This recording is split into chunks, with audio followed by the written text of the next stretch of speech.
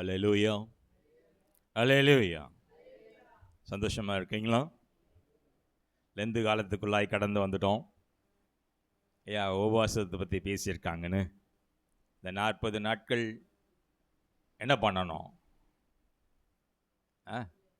ரொம்ப நல்லவர்கள் மாதிரி ட்ராமா பண்ணுமா என்ன? இல்லை, இது நம்மையே நாம் கர்த்தருடைய சமூகத்தில் அமர்ந்து ஆராய்ந்து பார்க்கிற ஒரு நேரம்.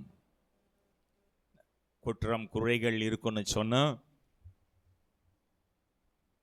கர்த்தருடைய நாமத்தினால அவைகளை விட்டுட்டு ஒரு பரிசுத்தமான ஒரு வாழ்க்கை வாழ முயற்சிக்கணும். அப்படிங்கிறது தான் இந்த லெந்து காலத்தினுடைய பொருள். உங்கள் சர்ச்சில் என்ன பண்ணுறீங்கன்னு எனக்கு தெரியாது. சிஎஸ்ஐ சர்ச்சஸ்லாம் ரொம்ப சீரியஸாக அதை எடுத்து பண்ணிகிட்டு இருக்காங்க. வெள்ளிக்கிழமை எவ்ரி ஃப்ரைடேஸில் ஈவினிங்கில் பார்த்தீங்கன்னா விசேஷமான ஒரு தியான கூட்டம்லாம் இருக்கும். அடுத்த வாரம் வெள்ளிக்கிழமை உரகடம் சர்ச்சில் நான் தான் அந்த தியானத்தை நான் கொடுக்க போகிறேன் சொல்லியிருக்கிறார் எங்கள் பாஸ்டர். ஸோ ஜெபித்து கொள்ளுங்கள். ஸோ நான் நேராக செய்திக்குள்ளாய் நான் கடந்து செல்லலான்னு நினைக்கிறேன்.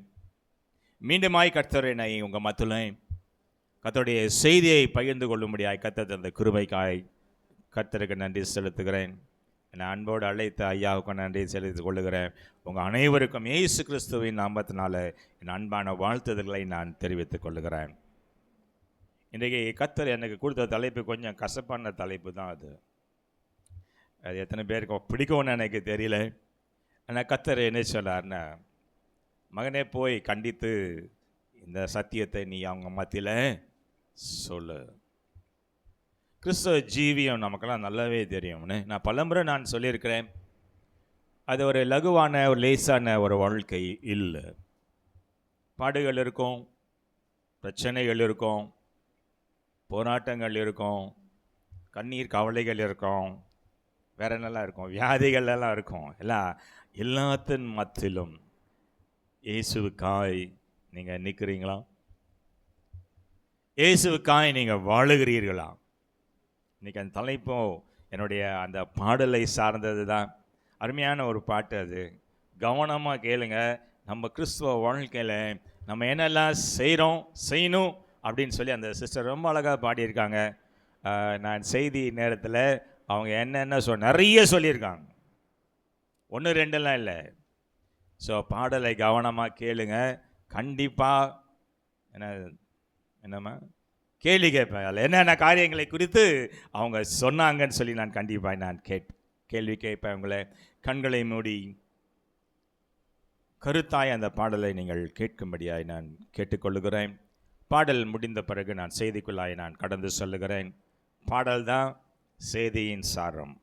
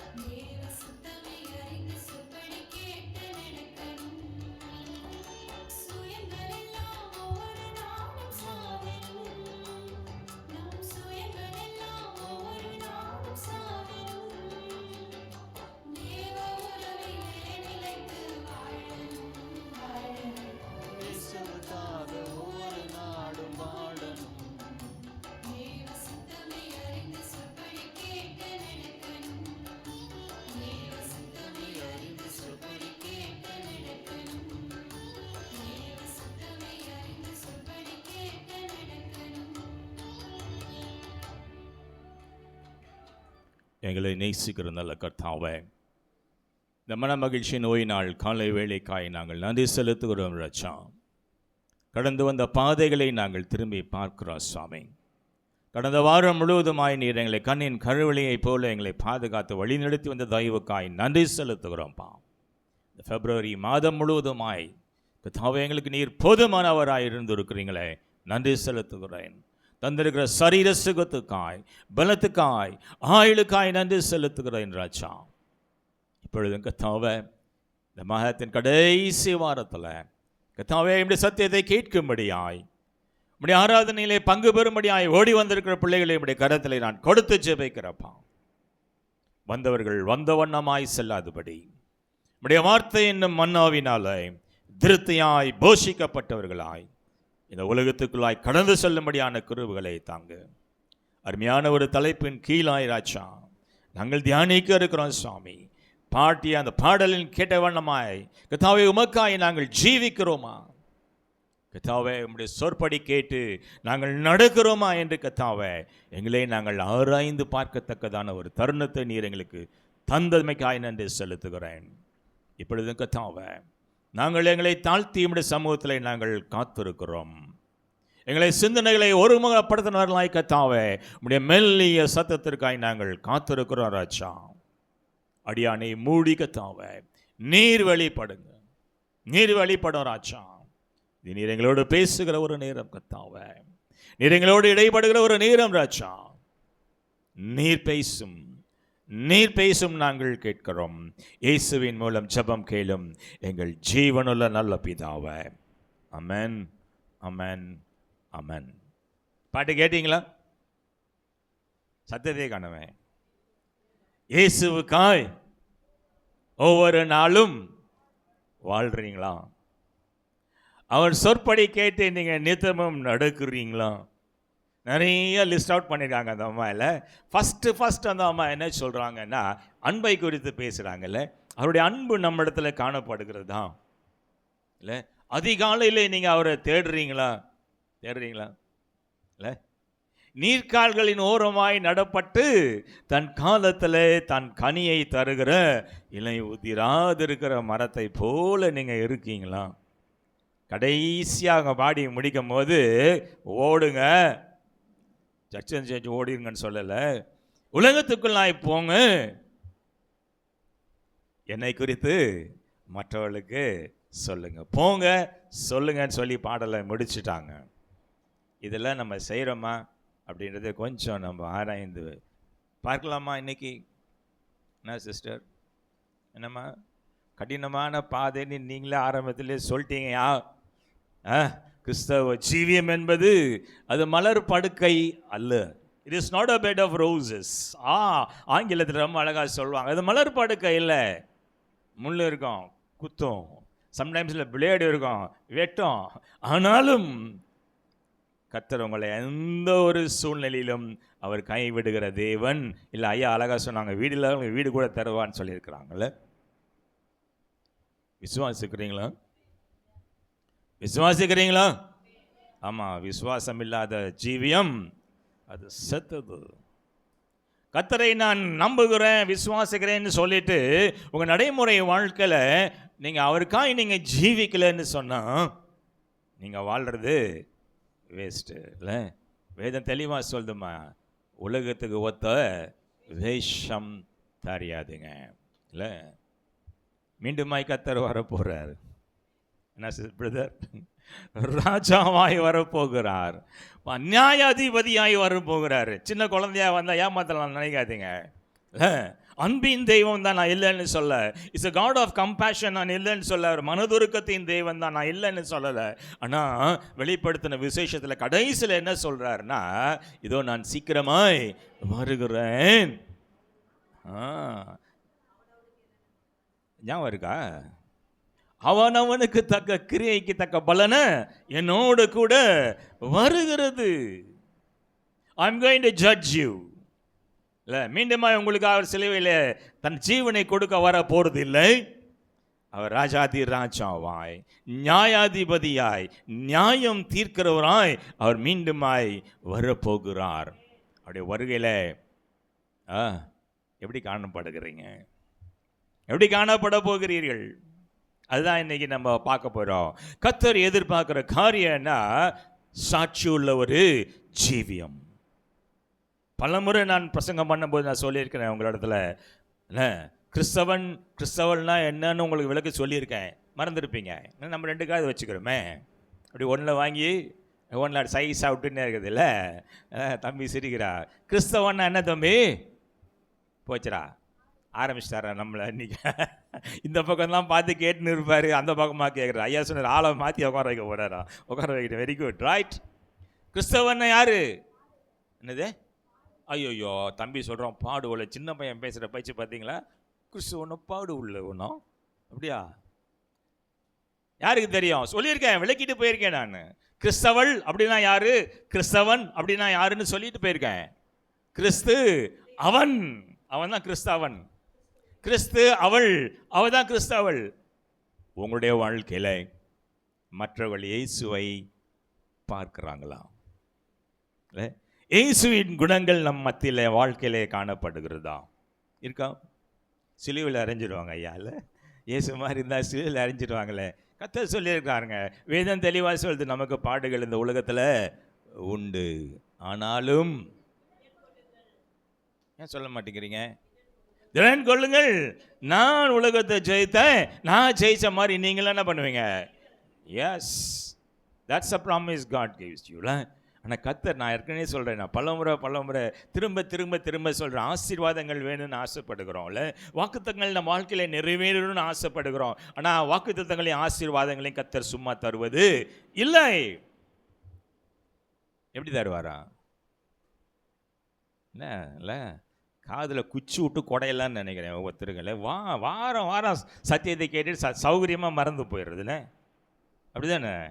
இல்லை, கண்டிஷன்ஸ் இல்லாமல், இல்லை நிபந்தனைகள் இல்லாமல் கர்த்தர் எந்த ஆசீர்வாதத்தையும் எந்த வாக்குத்தத்தத்தையும் உங்கள் வாழ்க்கையில் நிறைவேற்ற மாட்டார். குறித்து வச்சுக்கோங்க. கிறிஸ்துவுக்காய் நீங்கள் ஒரு சாட்சி உள்ள ஜீவியம் வாழுவீங்கன்னு சொன்னால் God will stand by you. இல்லை, கர்த்தர் உங்கள் பக்கத்தில் நிற்பார். வீட்டில் போய் சங்கீதம் 15 நீங்கள் வாசிச்சு பாருங்க, பெரிய லிஸ்ட்டு போடுறா. 1வது வசனம் மட்டும் சொல்லலாமா? மனப்படமாக சொல்ல வேண்டிய சங்கீதம் இல்லை? யார் ஆரம்பிங்க அடப்பாவிகளா. யார் உம்முடைய கூடாரத்தில் தங்குவான்? பரிசுத்த பர்வதத்தில் வாசம் பண்ணுவான். பின்னால் பெரிய லிஸ்ட்டு போட்டுன்னு போகிறார். நான் அதை நான் படிக்கலை, வீட்டில் போய் முழங்காலில் நின்று படிங்க. அத்தனை காரியங்களும் காணப்பட்டாதான் நீங்கள் கர்த்தரோட நீங்கள் ஜீவிக்கிறீங்கன்னு அர்த்தம், ரைட்? கர்த்தர் நம்ம வாழ்க்கையில் எதிர்பார்க்குற காரியம் சாட்சியுள்ள ஜீவியம், நம்பர் 1. நம்பர் 2, இயேசுவை உங்களோட வாழ்க்கையில் நீங்கள் முன்மாதிரியாய் வைத்திருக்கிறீர்களா? என்ன பிரதர், யாரையெல்லாம் நம்ம முன்மாதிரியாக வைத்திருக்கிறோம்? ஆமாவா இல்லையா?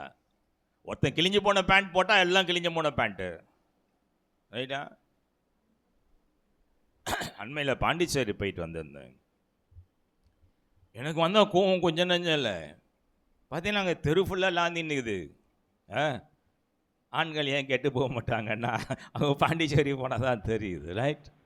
அறகுறை ஆடைகள் கேட்டால் அது ஃபேஷன் இல்லை. அங்கே ஃப்ரான்ஸ்லேருந்து கொண்டாந்து இங்கே இறக்குமதி பண்ணுறாங்களா இந்தியாவில்.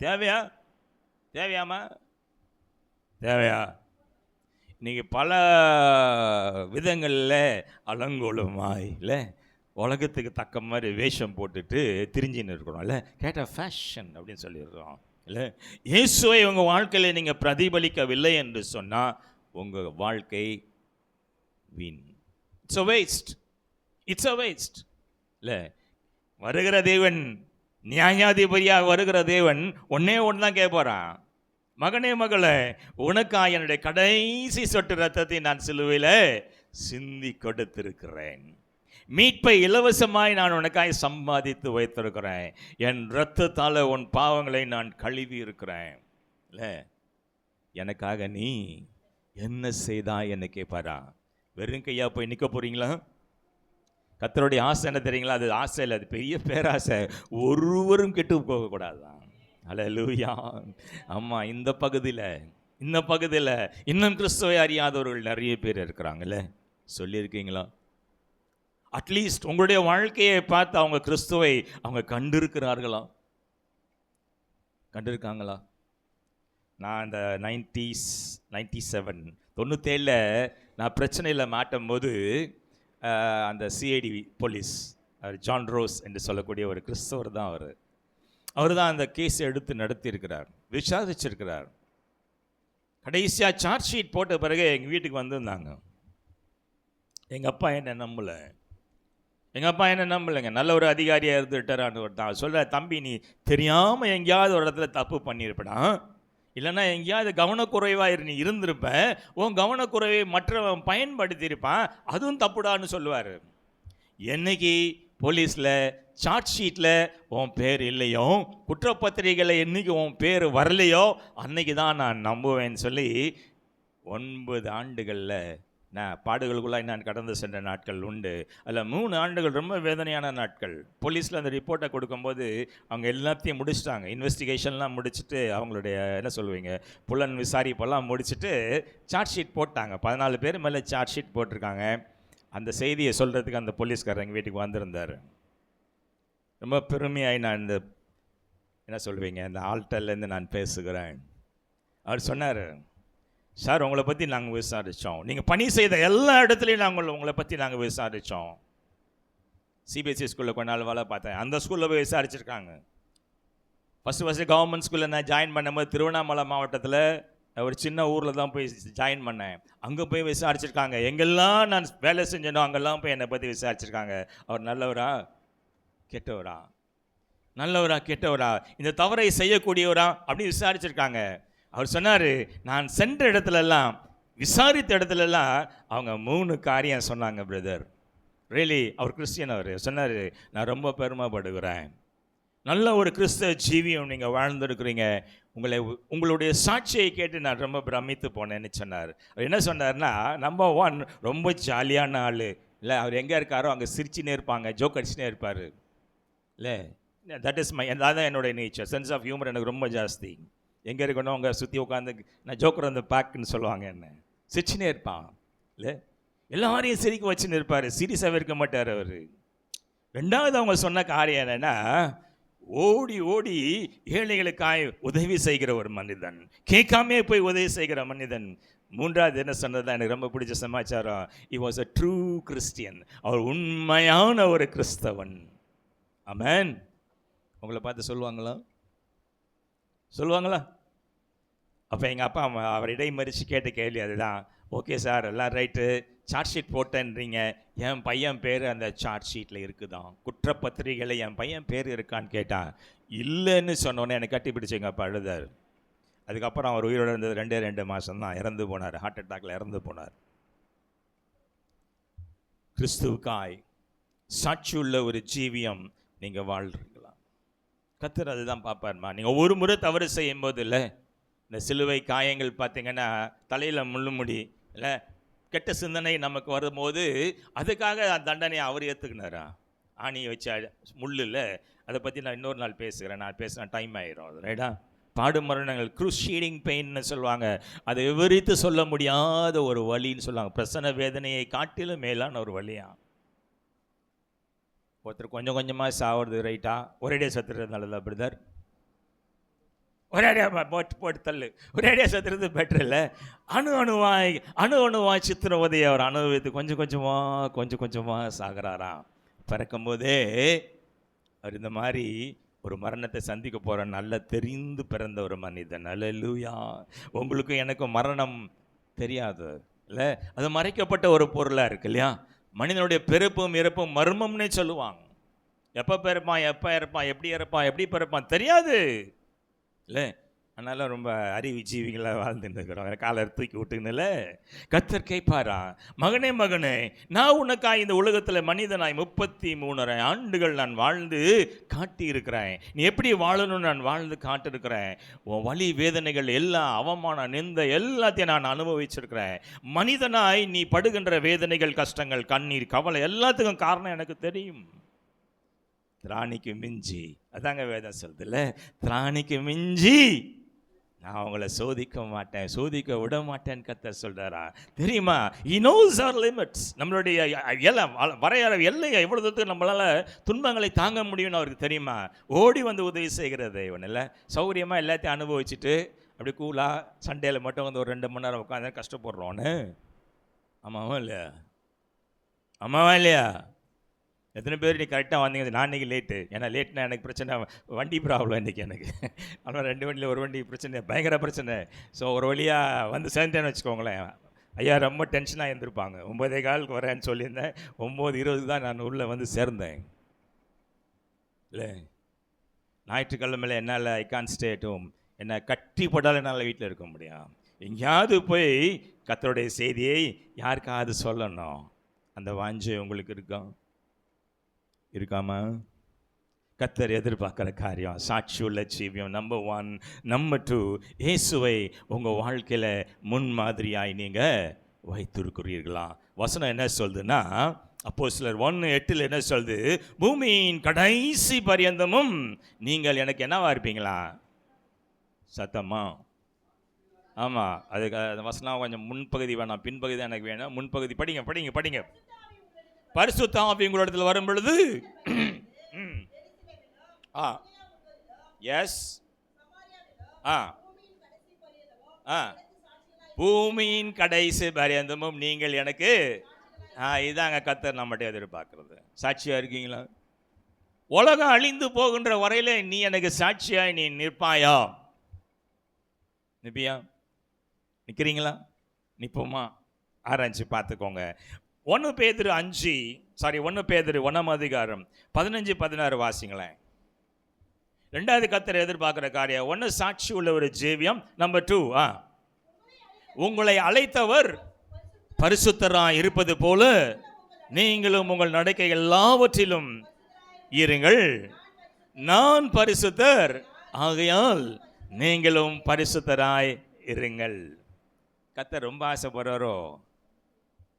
அப்படியே பிரதர், இங்கே வந்து நம்ம பாடல சொல்லுவாங்க, until unless you stand in my shoes ன்னு சொல்லுவாங்க ஆங்கிலத்தில். என்னுடைய நிலைமையில் அவர் வந்து நின்னாதான் தெரியும் இல்லை?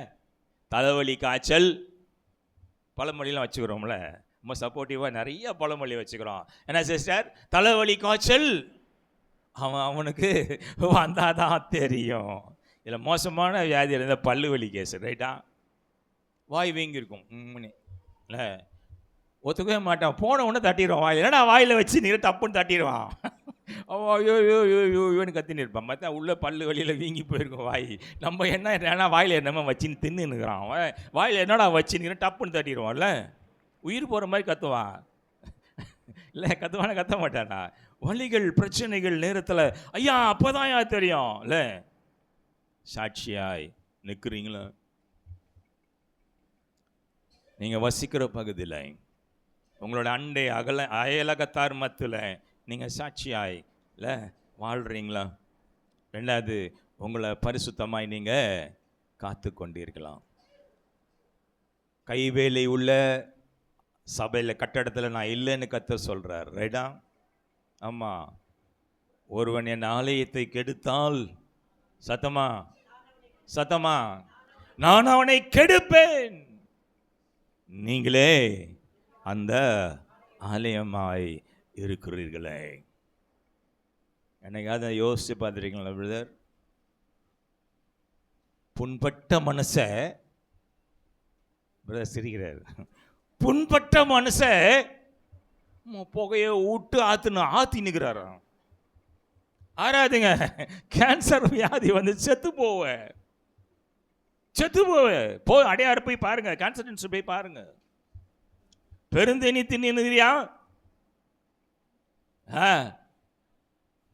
சொல்ல தொண்டையில் என்ன வைக்கணுமா? ரொம்ப தின்னா என்ன ஆகும்? வயிற்றுல புட்டு நோய் வரும். நீங்கள் ஒரு ஃபாஸ்ட் ஃபுட் அப்படின்னு ஒன்று இருக்குது தெரியுமா? துரித உணவு சாப்பிட்டோன்னா துரிதமாக செத்து போவா, ஃபாஸ்ட்டாக செத்து போவோம். ஆனாலும் விடுறதில்லை, நாக்கு நீட்டின்னு வாரத்தில் 2 நாளாவது வெளியில் சாப்பிட்றணும், அப்படி தானே? ஆமாவா இல்லையாம்மா? அந்த அந்த கிரில்லில் அப்படியே அந்த சிக்கன் ரோஸ்ட் ஆகிறத பார்த்தோன்னே வாயெல்லாம் என்ன வருது? வரும் கர்த்தர் சொல்லுகிறார், பரிசுத்தமாய் உன்னை காத்துக்கொள் மகனே மகளே. இல்லை, உள்ள பாவம் போகிறது நிறைய கேட் இருக்குது ரைட்டா. நம்பர் 1 கேட்டு எது தெரியுமா? கண்ணு. இல்லை, கண்ணு உனக்கு எடுத்து இப்போ நான் என்ன பண்ணா பிடுங்கி போட்டுருன்னு கர்த்தர் சொல்லுகிறார். இல்லை, 2 கண்ணு வச்சு நீ மோட்சத்துக்கு வரதை விட, ஒரு கண்ணு இல்லாமல் நீ எங்கே வந்து, சாரி 2 கண்ணு வச்சு நீ நரகத்துக்கு போகிறத விட ஒரு கண்ணோட எங்கே வந்து சேரு? பரலோகம் வந்து சேரு. சொல்கிறதுக்கு நல்லா தான் சார் இருக்குது ஐயா, நல்லா கேட்கறதுக்கு ரொம்ப நல்லதாக இருக்குது. நடைமுறை வாழ்க்கையில் செய்ய முடியுமா? செய்ய முடியுமா? இன்னொரு வசனத்தை கோடிட்டு காட்டி நான் உள்ள மேட்டருக்குள்ளே வந்துடுறேன். மத்தேயு 5:16 வாசிங்களேன். கர்த்தர் எதிர்பார்க்குற 100 காரியம் இல்லை, சாட்சி உள்ள ஜீவியம், பரிசுத்தமான வாழ்க்கை. 3வது, மனுஷர் உங்கள் நற்கிரிகளை கண்டு பரலோகத்திற்கு பிதா மகிமைப்படும்படி உங்கள் வெளிச்சம் மற்றவர்கள் முன் பிரகாசிக்க கடவது. உங்களை பார்த்த உடனே ஒளி வருதுன்னு சொல்கிறாங்களா? என் தலையை பார்க்காதீங்க, வரும் ஒளி வரும். என்ன ஐடென்டிஃபிகேஷன் சொல்லுவாங்க. பிரதர், நான் போன வாரம் உங்களை பார்த்தேன் சர்ச்சில், பின்னால் உட்காந்துருந்தேன், நீங்கள் முன்னால் உட்காந்துருந்தீங்க, கண்டுபிடிச்சிட்டேன்.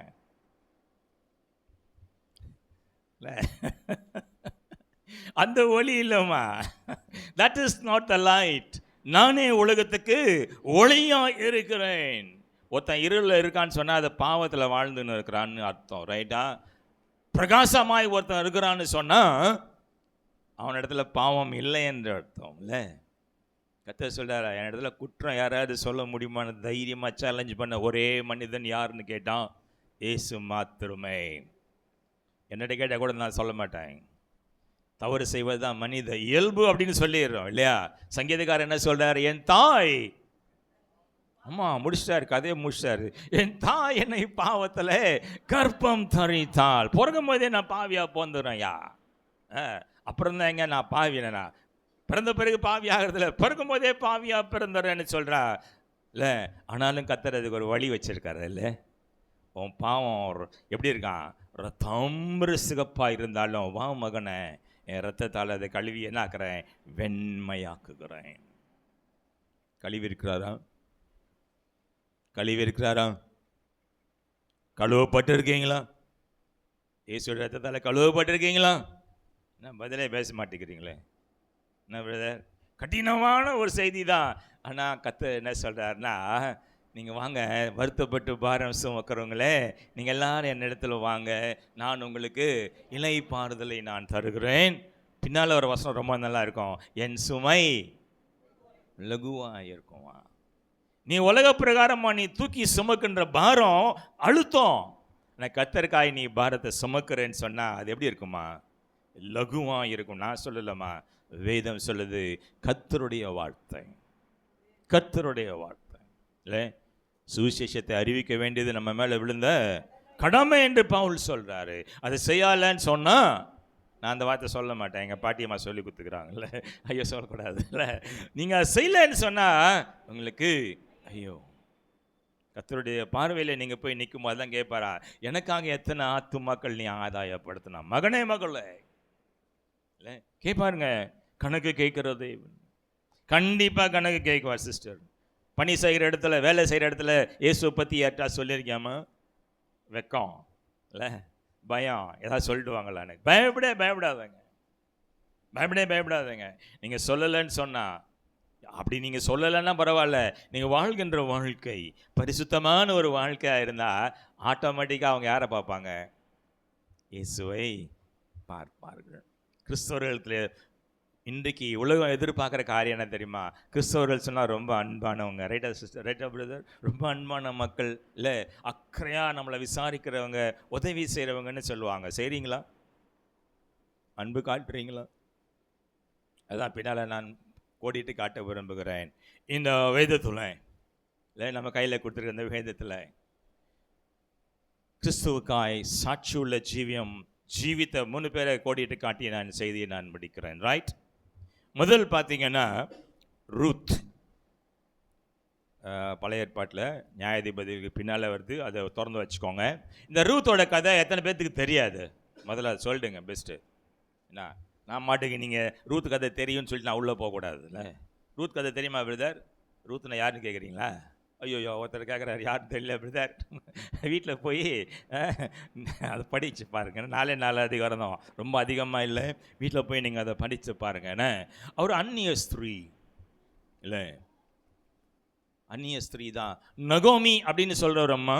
அந்த அம்மாக்கான மகன் 2 பேர், 2 மகனும் இறந்துடுறாங்க. அவங்க வாழ்ந்த தேசத்தில் பெத்லகேம் தேசத்தை சேர்ந்தவங்க. பஞ்சங்கிறதுனால அவங்க என்ன பண்ணா, மோவாபிய தேசத்துக்குள்ளாய் பிழைக்கிறதுக்காக உள்ளே வராங்க, அங்கேயே தங்கிடுறாங்க. ரைட்டா? எங்கே பார்த்தாலும் பஞ்சம், பயங்கர பஞ்சம். அப்போ என்ன ஆகுதுன்னு கேட்டிங்கன்னா, தன் கணவனை இழந்துடுறாங்க. அவங்களுக்கு அம்மாவுக்கு 2 மகன்கள், அதெல்லாம் நீங்கள் வீட்டில் போய் நீங்கள் வாசிக்கோங்க. 2 மகன்களுக்கும் அவங்க என்ன பண்ணாங்கன்னா, மோவாபிய பெண்களை தான் கல்யாணம் பண்ணி வைக்கிறாங்க. மருமகள் 2 மருமகள்கள். இந்த அம்மா ஹஸ்பண்ட் இறந்துடுறாரு. 5 பேர் வாழ்ந்துருக்காங்க. திடீர்னு பார்த்தா ஹஸ்பண்ட் மகனுங்க 2 பேரும் இறந்துடுறாங்க. இறந்தவுடனே இந்த அம்மா என்ன சொல்கிறாங்கன்னா, நான் மீண்டுமா என்னோட ஊருக்கு நான் போகிறேம்மா, மருமகளை பார்த்து. நல்லா கவனிங்க, மாமியார் மெச்சுகின்ற மருமகளாய் வாழ்கிறீங்களோ அப்படி ஒரு கேள்வி கேட்டால் அடிக்கு வந்துடுவீங்க நம்மளை. இன்றைக்கி இருக்க மாமியார்லாம் மாமியார் மாறியா இருக்குதுங்கோ, அப்படிதானம்மா? ஆமாம்மா இல்லையா? அம்மா, என் சன்னுக்காக அலையன்ஸ் பார்த்த கதையெல்லாம் உங்களுக்கு தெரியுமா? தெரியும், ஐயா நிறைய நான் சொல்லியிருக்கிறேன். அதில் அந்த பெண்கள் குறிப்பிடுறாங்க, பேரண்ட்ஸ் இருக்காங்க பார்த்தீங்களா, பையனோட அப்பா அம்மாவை என்னான்னு குறிப்பிடுறாங்க தெரியுமா பிரதர்? மாமனார் மாமியார்லாம் சொல்கிறதில்ல, அப்பா அம்மான்லாம் சொல்கிறதில்ல, எக்ஸ்ட்ரா லக்கேஜாம். மாமனாரும் மாமியாரும் எக்ஸ்ட்ரா லக்கேஜாம். எக்ஸ்ட்ரா லக்கேஜ் இருக்கக்கூடாது. ஆரம்பமே கல்யாணமே என்ன ஃபிக்ஸ் ஆகல. பெண்ணுடைய விருப்பம் என்னன்னா, எக்ஸ்ட்ரா லக்கேஜ் இருக்கக்கூடாது. அப்படின்னா மாமனாரும் மாமியாரும் செத்து போகிறது பெட்ரு, அப்படியெல்லாம் தூரமாக இருந்துடணும், எங்கள் 2 பேரும் தனியாக விட்டுருணும். அப்படின்னா தான் அந்த பொண்ணு கல்யாணம் பண்ணமா. நீ காலம் கெட்டு போய் கிடக்குது இல்லை, இன்னைக்கு காலம் கெட்டு போய் கிடக்குது. கேட்டால் 2000 கிட் அப்படின்னு அப்படி ஆங்கிலத்தில் வேற அதுக்கு விளக்கம். நாங்கள்லாம் பழைய ஆளுங்க இல்லை, நாங்கள்லாம் என்னவா 2000 கிட்டா, 2000 பிறந்தவங்க, அறிவி ஜீவிங்க. நாங்கள்லாம் பிச்சை தான் எடுக்கணும், ஞாபகம் வச்சுக்கோங்க. சுய ஞானத்தில் ரொம்ப சார்ந்தீங்கன்னு சொன்னால், சாலமோன் சொல்லியிருக்கான் பிரசங்கத்தில், பைத்தியம் ஆகிடுவீங்கன்னு இருக்கிறான், மென்டல் ஆகிடுவீங்கன்னு இருக்கிறான். வேணாம் இல்லை, பவுல் சொல்கிறார், என் படிப்பு, என் அந்தஸ்து, பதவி எல்லாம் சாமி உமா முன்னால் குப்பை அப்படின்னு சொல்லிட்டார். ரைடா? வீண் பெருமெல்லாம் வேணாம், கத்தரும் நல்லா போய் தாழ்மையாக நில்லைங்க, அப்போ தான் ஆசீர்வதிப்பார். போய் நிமிர்ந்துன்னா கழுத்தா மட்டும் போடுவார், டொப்புன்னு, அவ்வளோதான், எழுந்திருக்க மாட்டீங்க. இந்த அம்மா எவ்வளோ ஒரு நல்ல மாமியார் பார்த்தீங்களா? 2 மருமகளையும் கூப்பிட்றாங்க. அம்மா, நான் என் சொந்த ஊருக்கு நான் போகிறேன், பெத்லகேம் நான் போகிறேன், நீங்கள் இந்த ஊரில் இருந்துக்கோங்க, இல்லை வேறு எங்கேயாவது போங்க, சின்ன பசங்க 2 பேரும் நீங்கள் இல்லை வேறு கல்யாணம் பண்ணுறதுனாலும் பண்ணிக்கோங்க, என்னை விட்டுருங்க, நான் போகிறேன். நீ தான் என்ன சொல்லியிருப்பேம்மா? அப்போ தொல்லை விட்டுச்சுடான். அதுவா வாயை திறந்து போவான்னு சொல்லுது. ஆமாம் சொல்லிட்டான். டபுள் ஓகே மாமியார், போய் வா அப்படின்னு சொல்லியிருப்பான். அப்படி தானே? ஒரு மருமகள் என்ன சொன்னாலாம் போயிட்டாலாம். ஆனால் அந்த ரூத் இருக்கா பார்த்தீங்களா, வித்தியாசமான ஒரு பெண் இல்லை, அவரோட சாட்சியான ஒரு ஜீவியம். அந்த ரூத்தினுடைய சாட்சியை தயவுசெய்து பெண்கள் நீங்கள் எடுத்துக்கொள்ளுங்க. அவள் என்ன சொன்னான்னா, இருமா பார்த்தீங்கன்னா, அவள் ரூத்தில் காணப்பட்ட முதல் குணம் என்னன்னு கேட்டிங்கன்னா அன்பு. அன்பில் நிலைத்திருங்கன்னு இந்த பாட்டில் பாடினாங்களா அந்தம்மா? மறந்துட்டீங்க, பாட்டு மறந்துருப்பீங்களே இப்போ. ஒரு வாட்டி கேட்டா எப்படியா, 4 வாட்டி கேட்டிருப்பேன், நீ 10 வாட்டி கேட்டான், 100 வாட்டிக்கு மேலே கேட்டிருப்பேன் அந்த பாட்டை. அதனால் வரிகள் எனக்கு மனப்பாடமாகவே தெரியும். ஆனால் நீங்கள் ஒரு முறை கேட்டதுனால தெரியாதுன்னு சொல்லுவீங்க. ரைட்டா? வேணும்னு விருப்பப்பட்டீங்கன்னா பாட்டு கொடுத்துருக்கேன், ஸ்பர்ஜன்ட் இருக்குது, வாங்கி போட்டு கேட்டுக்கோங்க. ரைட்டா? என்ன பிரதர், எதுக்குன்னு கேட்குறீங்களா? கண்டிஷன் இல்லாமல் இருந்தால் ரைட் பிரதர், கண்டிஷனாக போடுறாங்க, எப்படி வேணாம், அப்படி தானே? Easy going is not Christian life. நல்லா ஞாபகம் வச்சுக்கோங்க. இலகுவான வாழ்க்கை கிறிஸ்தவ வாழ்க்கை இல்லை. 1.5 மணி நேரம் 1 மணி நேரம் நம்ம உட்காந்து சபையில் என்ன பண்ண முடியல, செய்தியை நம்மளால் கேட்க முடியறதில்ல இல்லை. என்ன கேட்குது? கம்ஃபர்ட்ஸ் கேட்குது இல்லை, சௌகரியம்லாம் கேட்குது. ஆமாவா இல்லையா? ஏசி இருந்தால் நல்லா இருக்குமா இல்லையா பிரதர்? ரொம்ப ஜாலியாக இருக்கும். எங்கள் சர்ச்சு சென்ட்ரலைஸ்டு ஏசி சர்ச் தான், பெரிய பணக்கார சர்ச் அது. எல்லாம் ஏசிட்டு தான் உட்காந்துக்கிறானுங்களாம். அரை மணி நேரத்துக்கு மேலே பேசிங்கன்னா ஏஞ்சி போடுவாங்க. ஏசியிலே அரை மணி நேரத்தில் உட்கார முடிய மாட்டேங்குதுன்னா ஏசி இல்லாத என்ன பாஸ்டர் ஆலயத்தில் எப்படி 1.5 3 நேரம் உனக்காவது மண்டையில் மூளைக்குதையா? 3வது வாரம் வந்தால் 1 மணி நேரம் பேசி நிற்கிறேன். இல்லை சத்தியமாக பேசுகிறதுலாம் இல்லைம்மா. கர்த்தர் வார்த்தைகளை எங்கள் வாயில் சொல்கிறதில்ல. நீ போட மகனே, வார்த்தைகளை உன் வாயில் நான் வைக்கிறேன், போய் தைரியமாக பேசு. உன்னை சேர்த்தாலும் சரி, நான் எல்லா சபையும் நான் ஃபஸ்ட்டு முறை போகும்போது சொல்லிடுவேன், நான் கொஞ்சம் ஏறால வாயேன் பேரால வாயேன், எனக்கு டைம் கொடுத்தா நான் வரேன், இல்லை வரமாட்டேன்னு சொல்லிடுவேன். நான் சென்னைக்குள்ளார உங்கள் சபையை தவிர நான் எந்த சபையிலையுமே நான் பேச ஒத்துக்கொள்வதே கிடையாது. ரைட்டா? பார்க்குறாங்க சிஸ்டர், அப்போ நாங்கள் தான் இழிச்சவன் என் சபையாயா? இல்லை இல்லை இல்லை இல்லை இல்லை. வேதம் சொல்தா, சத்தியத்தை கேட்கக்கூடாத காலம் விரைவில் வருதுன்னு சொல்கிறாங்க. நீ கேட்கணுன்னு ஆசைப்பட்டாலும் சத்தியத்தை கேட்கக்கூடாத காலம் நார்த்துலலாம் நடந்துன்னு இருக்குது. நான் அடிக்கடி என்னுடைய ப்ரேயரில் அதிகமாக நான் ஜெபம் பண்ணுறது மணிப்பூருக்காக தான். இந்த நார்த் ஈஸ்டில் மேகாலய், மணிப்பூர், நாகாலாந்துலாம் பார்த்திங்கன்னா கிறிஸ்தவர்கள் அதிகமாக இருக்கிற மாநிலங்கள். இதெல்லாம் 90%, 97%. மேகாலயில் 99% கிறிஸ்தவர்களா. அழகாக பாட்டு பாடி ஆராதனை செய்யக்கூடிய அற்புதமான விசுவாசிங்க அங்கே இருக்கிறாங்க. இன்றைக்கி மணிப்பூரில் 250 ஆலயங்கள் இடிக்கப்பட்டு போச்சு, எரிக்கப்பட்டிருக்க. இன்றைக்கும் அங்கே திருப்பி கட்ட முடியல. காட்டுக்குள்ளே இல்லை பள்ளத்தாக்குக்குள்ளே பனியிலையும் குளிர்லையும் மழையிலையும் உட்காந்து கத்துற அவங்க கொடை பிடிச்சிட்டு ரோட்டில் உட்காந்து ஆராதிச்சிட்ருக்காங்க. சில சமயங்களில் அந்த கிளிப்பிங்ஸ்லாம் பார்த்தா எனக்கு கண்ணீரே வந்துடும். சௌகரியமாக நம்ம ஃபேன் கடியில் உட்காந்து நம்ம கத்தரை ஆராதிக்கணும், நம்ம வலிக்குது. ரைட்? வேதம் திரும்ப திரும்ப தான் சொல்லுது, எச்சரிப்பின் சத்தம் என்னன்னா, சத்தியத்தை கேட்கக்கூடாத ராக்காலம் சீக்கிரமாக வருதான். தமிழ்நாட்டில் இன்னும் வரல, ஏதோ கடவுள் நம்மளை காப்பாற்றி வச்சிருக்கிறார் இல்லையா? நம்ம ஒரு வேளை கத்தருடைய சிறைக்குள்ளாய் மறைவில் நம்ம இருக்கிறோம் நான் நினைக்கிறேன். எலெக்ஷன் வருது, பார்த்து ஓட்டு போடுங்க. பார்த்துனா யோசிச்சு ஓட்டு போடுங்க. ரைட்டா? தமிழ்நாட்டுக்கும் அந்த பிரச்சனைகள் வருவதற்கு ரொம்ப நாள் ஆகிடாது. அண்மையில் நார்த் இந்தியாவில் பார்த்தீங்கன்னா நடக்கிற அட்டூழியம் கொஞ்சம் நாஞ்சால ஒரு சர்ச்சுக்குள்ளே ஒரு 4 தடியனுங்க உள்ளே போயிருக்கான். நெத்தி ஃபுல்லாக குங்குமம் இல்லை, காவி சட்டையை போட்டு உள்ளே போயிட்டு பாஸ்டரை பிடிச்சி கழுத்தை பிடிச்சி ஈத்துட்டு வந்து, இந்த பைபிள் பொய்ன்னு சொல்லு, ஏசு தெய்வம் இல்லைன்னு சொல்லு, ஜெய் ஸ்ரீராம் சொல்லு அடிச்சிருக்காங்க. இன்னைக்கு 4 தடியன் உள்ளே வந்தால் கும்படுத்துட்டு எத்தனை பேர் நீங்கள் நிற்பீங்கன்னு தெரியல. ஐயாவால் ஓட முடியாது, உட்காந்துன்னு இருப்பார். நான் பேசி நிற்கிறேன், நானும் ஓட முடியாது. பின்னால் இருக்கவங்களாம் எஸ்கேப் ஆகிடலாம் ஈஸியாக. Spurgeon கிஞ்சனெல்லாம் escape ஆகிடுவான்னு நினைக்கிறேன்ல. கர்த்தருக்காய் பாடுகளை சகிப்பதற்கு ஆயத்தமாக இருக்கீங்களா? பாடுகள் இன்னும் வரலைங்க, கொஞ்சம் கூட வரல இல்லை. போராட்டத்தின் வேலை, பிரச்சனையின் வேலை. நவோமி சொல்கிறா, மகளே 2 பேரும் தயவுசெய்து போயிடுங்க. ரூத் என்ன சொன்னார்னா, நான் உங்கள் மேலே அளவு கடந்த அன்பை நான் வைத்திருக்கிறேன். நான் உங்களை மாமியாரை பார்க்கல, என்ன பார்க்குறேன்? நான் என்னுடைய தாயாய் நான் பார்க்குறேன். வசனம் வாசிங்க.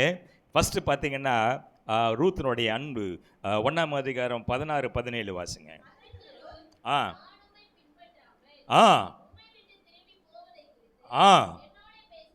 பேச வேண்டாம், நீங்க போற இடத்துக்கு நான் வருவேன், நீங்க தங்குற இடத்துல நானும் தங்குவேன். உம்முடைய ஜனம் என்னுடைய ஜனம். நல்ல கோடு போடுங்க. உம்முடைய தேவன் என்னுடைய அந்நிய பெண்ணு நான் சொல்லியிருக்கேன், மோபிய பெண் அவ இல்லை. உன்னுடைய தெய்வம் என்னுடைய தெய்வம்.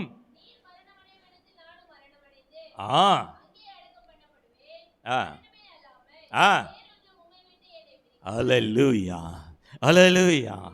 மனித அன்பு பார்த்தீங்கன்னா, அந்த அம்மா ரூத்து தன் மாமியா மேலே வச்சிருக்கான், மரணம் நம்மளை பிரிக்கிற வரைக்கும் நான் உங்களோட நான் போக மாட்டேன். பிரதர் அண்டர்லைன் பண்ணின்னு இருக்கிறாரு. ரைட்? ப்ராமிஸ் கொடுத்தீங்களா பிரதர்?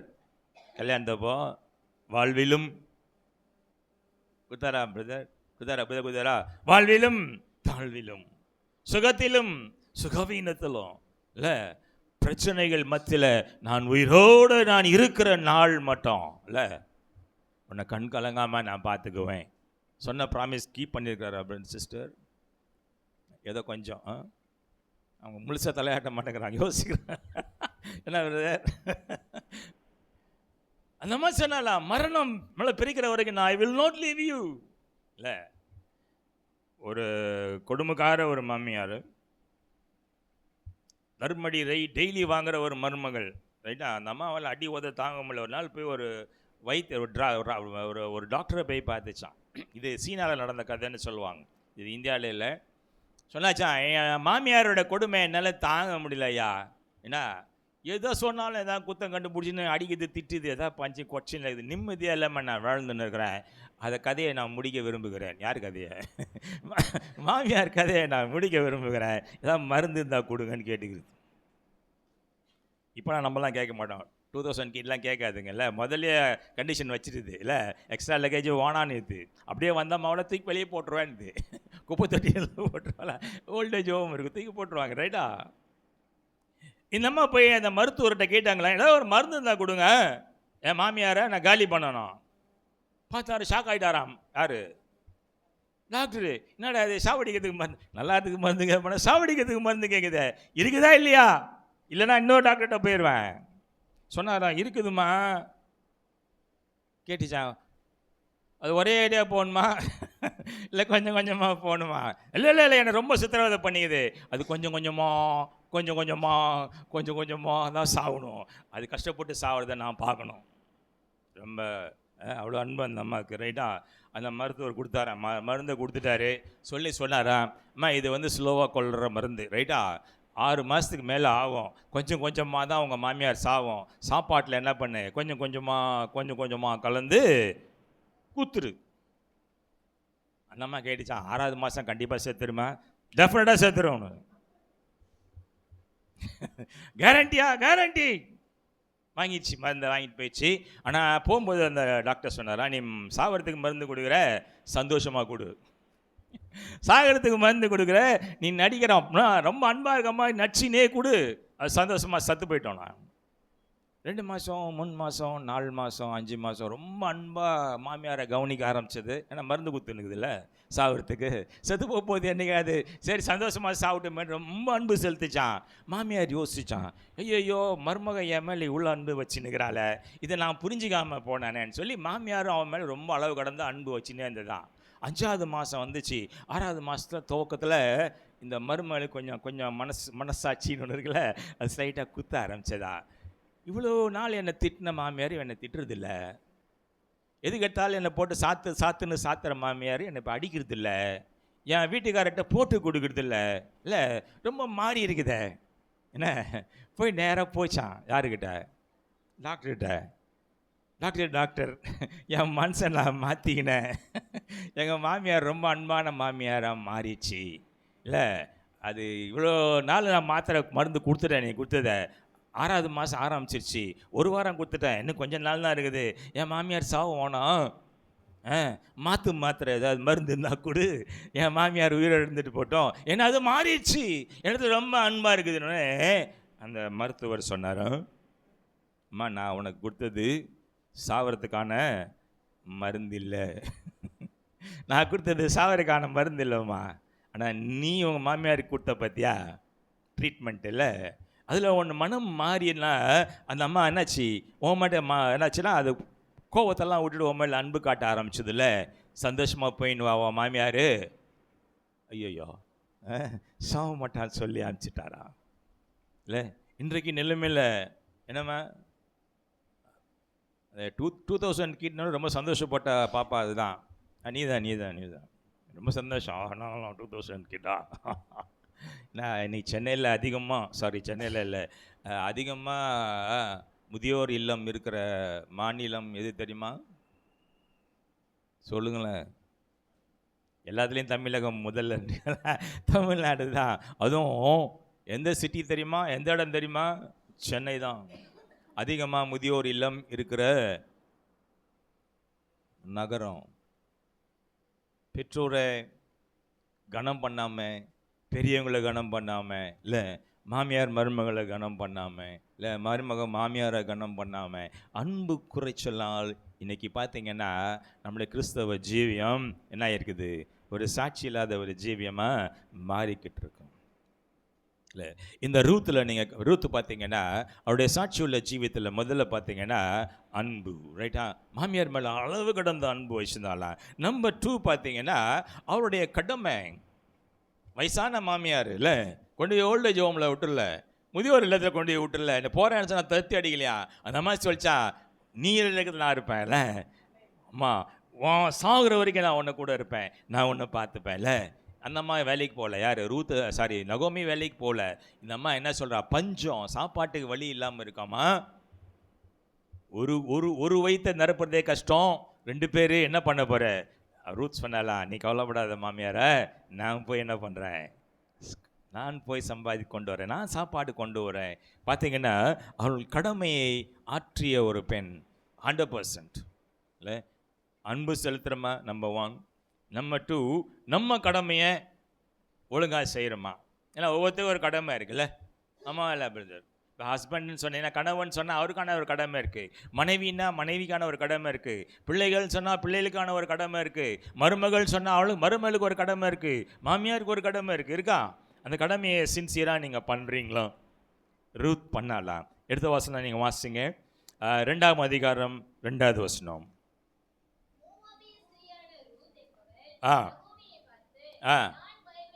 நான் வயல்வெளிக்கு போய்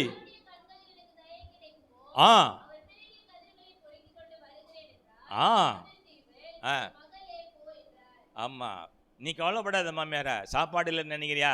கவலைப்படாத, விஷம் வச்சு கொள்ற மருமக இல்லை அது, ரைட்டா? சொல்ச்சா, நீ கவலைப்படாத, நான் உன்னை பார்த்துக்கிறேன், நான் போய் என்ன பண்ணுறேன், தானியம் கிடைக்குதா, சாப்பாட்டுக்கு ஏதாவது கிடைக்குதா, நான் பார்த்து எடுத்துகிட்டு வரேன். நம்ம 2 பேரும் கிடைச்சதை சாப்பிட்டு சந்தோஷமாக இருப்போம் இல்லை? இன்னைக்கு பிரச்சனைகள்லாம் எங்கேருந்து வரும்? அப்படி தான் வரும் இல்லைம்மா? நம்மளுடைய தேவைகள் சந்திக்கப்படலைன்னா பிரச்சனை வந்துடும். மாமியார் தான் கேட்கும். என்ன கேட்குதுங்க நீங்கள் மாமியாருங்களா? என்னத்தை எடுத்து வந்துட்டு அவங்க அம்மா வீட்டிலேருந்து என்ன போட்டு அனுப்பிச்சாங்க?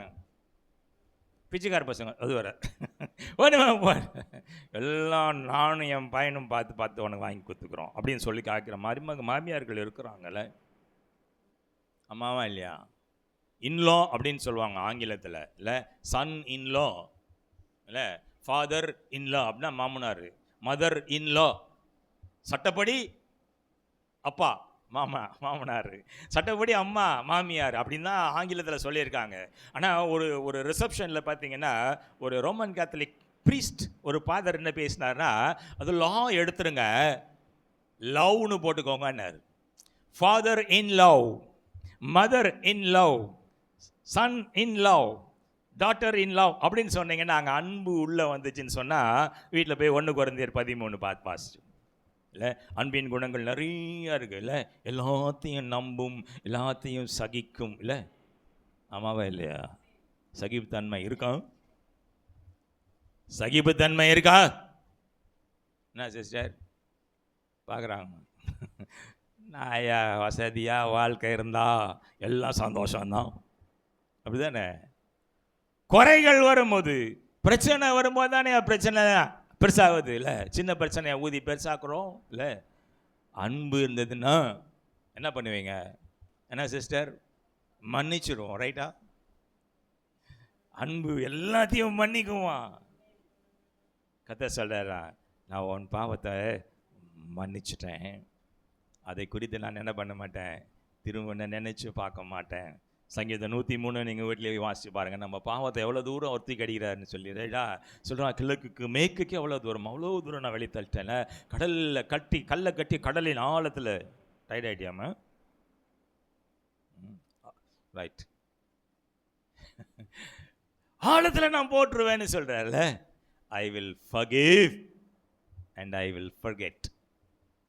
நான் உன்னை மன்னிச்சுட்டு உன் தப்பெல்லாத்தையும் நான் மறந்துடுவேன்னு சொல்கிறான். நம்ம மன்னிச்சிருவோம், சம்டைம்ஸ் மறப்பீங்க, சொல்லி காட்டலன்னா மண்டை வெடிச்சிடும் நமக்குல. நன்றி கேட்ட சொல்லாதீங்க, தயவுசெய்து சொல்லாதீங்க. ரொம்ப நன்றி உள்ள பிராணியா பிரியாணியா, தமிழ் என்ன சரியாக வராது. நாங்கள் ஆங்கில மீடியத்தில் படித்த பசங்க செம்மாடி வாங்கியிருக்காங்க தமிழ் ஆசிரியர்கிட்ட. நாய் நன்றி உள்ள பிரியாணின்னு எழுதி வச்சுருந்தேன். நாய் நன்றியுள்ள பிராணின்னு எழுதுல பிரியாணி எழுதி செம்மடி வாங்கி காது மேலே விட்டார் சமத்தியா டப்பு டப்புன்னு இல்லை மறக்கவே மாட்டேன். நாய் நன்றியுள்ள ஒரு சொல்லுவாங்க. ஒருத்தன் சரி அடி குச்சி உள்ள திருட போயிருக்கான். ஒருத்தன் வீட்டில் நாய் பார்த்துருக்குது. ஏறி குதிச்சிட்டான். கொலைக்குமா கடிக்குமான்னு பயந்தேன். ஒன்றுமே சொல்லாமல் இதெல்லாம் உட்காந்து நின்றுருக்குது. நைஸாக அப்படியே பதுங்கி பதுங்கி வீட்டாண்ட போய் அந்த பூட்டை உடச்சிக்கிறான். அப்பயும் அந்த நாய் ஒன்றுமே பண்ணல, அமைதியெல்லாம் இருந்துக்குது. ரொம்ப நல்ல நாயிடான்னு சொல்லி பிஸ்கெட் எடுத்து போட்டுக்கிறான். வா வா வான்னு கொலைக்க ஆரம்பிச்சிச்சான், கடிக்க வந்துச்சான். அப்போது அவன் கேட்டானா, ஓடுறதுக்கு முன்னால் கேட்டானா, ஏடா எகிரி குச்சப்போ நாயை நீ கத்துல, பூட்டாண்ட போய் பூட்டை உடச்சப்போ நீ கத்துல, ஏன்னா இப்போ என்ன பார்த்து கொல்லிக்கிற? அது வரைக்கும் நீ ஏதோ ஒரு வேலை செஞ்சுன்னு இருக்குன்னு நான் நினச்சேன். நீ என்னைக்கு லஞ்சம் கொடுத்தியோ, பிஸ்கட் போட்டு எனக்கு என்னைக்கு என் வாயை அடைக்கணும்னு நினச்சியோ, அப்போ நினச்சேன் நீ எதோ தப்பு பண்ணுறாடா அப்படின்னு சொல்லி. ரைடா நாயின்னு திட்டாதீங்க யாரையும். நாய் நன்றி உள்ள விலங்கு. வாழை வெட்டி போகிறான் நம்ம ஃபேஷன் இல்லை. நாய் நன்றி எப்படியா காட்டும்? எதை காட்டும்? வாழையை வெட்டிடுறோமே. எல்லாம் சேர்த்து பேக்கை ஃபுல்லாக ஆட்டி நிற்குது டாக்கு. இல்லை டேங்கி டாக்கு டக்குறீங்கள, அது நன்றி உள்ள பிராணிங்க. அதில் இல்லை அன்பான ஒரு வாழ்க்கை நீங்கள் வாழ்ந்தீங்கன்னு சொன்னால், சின்ன சின்ன குறைகள் கஷ்டங்கள் வரும்போது என்ன பண்ணிடுவீங்க? அதை மன்னிச்சு மறந்துடுவோம். இல்லை மன்னிச்சு மறக்கிறது தான் இயேசுடைய முன்மாதிரி. சிலுவையில் அரைஞ்சாங்க இல்லையா, பாடு மரணங்களை குறித்து நீங்கள் தியானிக்க போகிறீங்க. குட் ஃப்ரைடே அன்னைக்கு பேசுவாங்க, ஐயா பேசுவாங்கன்னு நினைக்கிறேன். நான் ரொம்ப ஸ்பெசிஃபிக்காக ஒரு லிஸ்ட்டு வச்சுருக்கேன். அவர் அடித்த ஆணி எவ்வளோ நீளம், அவர் தூக்கிட்டு போன சிலுவை எவ்வளோ கிலோ, ரைட்டா, அவர் குத்தின ஈட்டி எவ்வளோ ஆழம் உள்ளே போச்சு, என்ன அவர் உடம்புல சின்ன காயம் எவ்வளவு, பீஸாக பிச்சு அப்படி கிழிச்ச காயம் எவ்வளோலாம் லிஸ்ட்டு போட்டு கொடுத்துருக்காங்க. அதெல்லாம் நீங்கள் பார்த்தீங்கன்னு சொன்னால் கண்டிப்பாக எந்த மனுஷனுக்கும் மன்னிக்கிற மனசு வருமானு கேட்டால் வராது. சிலுவையில் தொங்கின்னு இருக்கும்போது கர்த்தர் வாயிலேருந்து வந்த முதல் வார்த்தை என்னம்மா? பிதாவே இவர்களுக்கு மன்னியும், அவர்கள் செய்கிறது இன்னத்தண்டு அறியாத இருக்கிறார்களே. சொல்லுவீங்க. தெரியாமல் ஒருத்தன் பின்னாலேருந்து காலை மீதிச்சிட்டான்னு சொன்னால், எங்கள் பாஸ்டர் சொன்ன கதை இது. பஸ்ஸில் போனாராம், நெருக்கடியான பஸ்ஸில் போயிருக்கிறாரு. இப்போ கார் வச்சுக்கிறாரு அவர் சொன்னார், ஏதோ நெருக்கடியான நேரத்தில் பஸ்ஸில் போனாராம். யாரை பின்னாலேருந்து இடித்தான். கொடை இருக்குது பார்த்தீங்களா, கொடை வச்சுருந்துக்கிறான். அதில் நங்குன்னு குத்தினே வந்துக்கிறாங்க. பயங்கரமாக கோவம் வந்து திரும்பி யாருமா அதுன்னு கத்தி திரும்பினாரா? அந்த மாதிரி ஸ்தோத்திரம் ஐயான்னுச்சான். தோத்திரம் ரொம்ப சபையோட அங்கத்தினர் அவங்க பார்த்தா இல்லை. உடனே அவர் சொன்னாராம், அம்மா நான் கோவப்பட்டதை தயவுசெய்து போய் யார்கிட்டையும் சொல்லிடாதீங்க, நான் வேறு நின்று பிரசங்கம் பண்ணி நிற்கிறேன். இல்லை அன்பானவர் இயேசுவை குறித்து நான் பிரசங்கம் பண்ணிக்கிறேன், தயவுசெய்து யாருக்கிட்டையும் போய் நான் கோவப்பட்டேன்னு. ஆமாம் அவர் சொல்லார், வாயில் ஏதோ ஒரு வார்த்தை சொன்னார், அந்த வார்த்தை நான் இங்கே சொல்ல விரும்பலை. சொல்லி திட்டிட்டு தான் திரும்பி பார்த்துக்கிறாரு. பார்த்தா அது அவங்க சபையை சார்ந்த ஒரு அங்கத்தின ஒரு லேடி. பாவம் தோத்துறேன் ஐயா. இல்லை கோவப்படுகிற சூழ்நிலை வந்தாலும் வேதம் என்ன சொல்லுதுன்னா, கோவப்பட்டாலும் பாவம் செய்யாத. அப்படியே கோவம் வந்தாலும் ராத்திரிக்குள்ளே அவன் கோவம் என்ன ஆயிடணுமா? தனிஞ்சிடும். தனிதான் என்ன கோவம் எப்படி வருது? மூக்கு மேலே மூக்கெல்லாம் அப்படி வடிச்சிக்கின்னு அப்படியே பார்த்தீங்கன்னா பிறந்ததுன்னு காதில் எல்லாம் புகை போகுது. வேற போகுதா என்ன பிரதர்? வயிறு எழுதியா, ரத்தம் கொதிதியா, நான் ரொம்ப நல்லா கஷ்டப்படுறேன், பக்கத்து வீட்டுக்காரன் ஃப்ராடு நல்லா இருக்கிறான், நான் தயவுசெய்து சொல்லாதங்க. அவனுக்காக நல்லா ஜெபம் பண்ணுங்க. கர்த்தர் அவனை மேலே எடுத்துன்னு போய் தொப்புன்னு விட்டுருவார். இந்த பீஸாக அதில் செத்து போடுவான், சந்தோஷமாக ரைட்டா. நீங்கள் உங்களை கர்த்தர் கொஞ்சம் கொஞ்சமாக என்ன பண்ணுவாரா? உங்களை ஏற்றின்னு போவாரா? ரைட், கோவிடாதீங்க. கடமையை செய்கிறோமா? நம்பர் 2. நம்பர் 3, பரிசுத்தமான ஒரு வாழ்க்கை அந்த பொண்ணு வாழ்ந்துச்சான். அந்த மாதிரி நினச்சிருந்தா போயிருந்துருக்கலாம். இல்லை போய் இன்னொரு கல்யாணம் பண்ணிட்டு போயிருந்துருக்கலாம். ரூத் நகோமி சொல்கிறா, போமா நீ சின்ன பொண்ணு, நீ இல்லை கணவனை இழந்திருக்கிற, இன்னும் எவ்வளோ நீ வாழ வேண்டிய ஆண்டுகள் நிறைய இருக்குது, நீ போய் இன்னொரு கல்யாணம் பண்ணிட்டு போ. அப்படிதான் சொல்லுது நம்ம. நீ போய் இன்னொருத்தனை கல்யாணம் பண்ணி சந்தோஷமாயிரு, ஏன் கூட வராத, பாடு கஷ்டம்தான். ஆனால் ரூத் பார்த்தீங்கன்னா ஒரு பரிசுத்தமான ஒரு வாழ்க்கை வாழ்ந்த ஒரு பெண். வாசிங்க 2ஆம் அதிகாரம் 12வது வசனம் சீக்கிரம். ஆ ஆமாம், இவர் போய் இன்னொரு இடத்துல போய் அங்கே கதிர் அவங்க பழக்கம் அந்த இஸ்ரேல் நாட்டில் என்ன பண்ணுவாங்கன்னா, அறுவடை செய்யும் போது ஏழைங்களுக்குன்னு சொல்லி என்ன பண்ணுவாங்களாம், கொஞ்சம் அந்த நெல்லெல்லாம் அங்கேயே கொட்டி கொட்டி விட்டுருவாங்களாம். பொறுக்க மாட்டாங்க, எல்லாத்தையும் வலிச்சு எடுத்துன்னு வர மாட்டாங்களாம். அது ஏழைங்க யாராவது எடுத்துக்கிட்டுன்னு சொல்லி இந்த ரூத் அப்படி தான் போகிறான். போவாஸ் என்கின்ற ஒரு பெரிய பணக்காரனுடைய தோட்டத்தில் போயிட்டு அறுக்கும்போது மிஞ்ச கொஞ்சம் அந்த கதிரெல்லாம் எடுத்துகிட்டு வந்தாரா. இதை அந்த நாள் பார்த்துட்டு இருக்கிறான். யார் பார்த்தா? போவாஸ் பார்த்துட்டு இருக்கான். இப்போ அந்த போவாஸ் இந்த பொண்ணுக்கு யாராவது புதுசாக இருக்குது, இல்லை என்ன முதல் முறையாக நான் பார்க்குறேன், ரொம்ப நல்ல பொண்ணாக தெரியுது, தயவுசெய்து என்ன பண்ணுங்க, நிறையாவே என்ன பண்ண கொட்டிட்டு வாங்க, அந்த பொண்ணு எடுத்துன்னு போட்டுன்னு சொல்கிறாரு. அந்த போவாஸ் முன்பின் தெரியாத ஒரு போவாஸ் ஃபஸ்ட்டு முறையாக அந்த ரூத்தை பார்க்குறான். அவன் வாயிலேருந்து வந்த சாட்சி என்ன பாருங்க, படிங்கம்மா. கட்டளையிடுவாராக. என்னவா? கர்த்தருடைய சட்டைகளின் கீழ் அடைக்கலமாய் வந்த உனக்கு. முன்ன பின்ன தெரியாதுங்க. ரூத்தை பற்றி தெரியாத ஒரு மனுஷன் சொல்கிறா, நீ யாருடைய நிழல்ல இருக்கமா? ஆமாம், சங்கீதம் 91 உன்னதமானவரின் படிங்க, சொல்லுங்க. போச்சுடா, மனப்பாடமாக சொல்ல வேண்டிய சங்கீதம் இல்லை இது. 15 சொன்னேன், 15 முக்குனீங்க.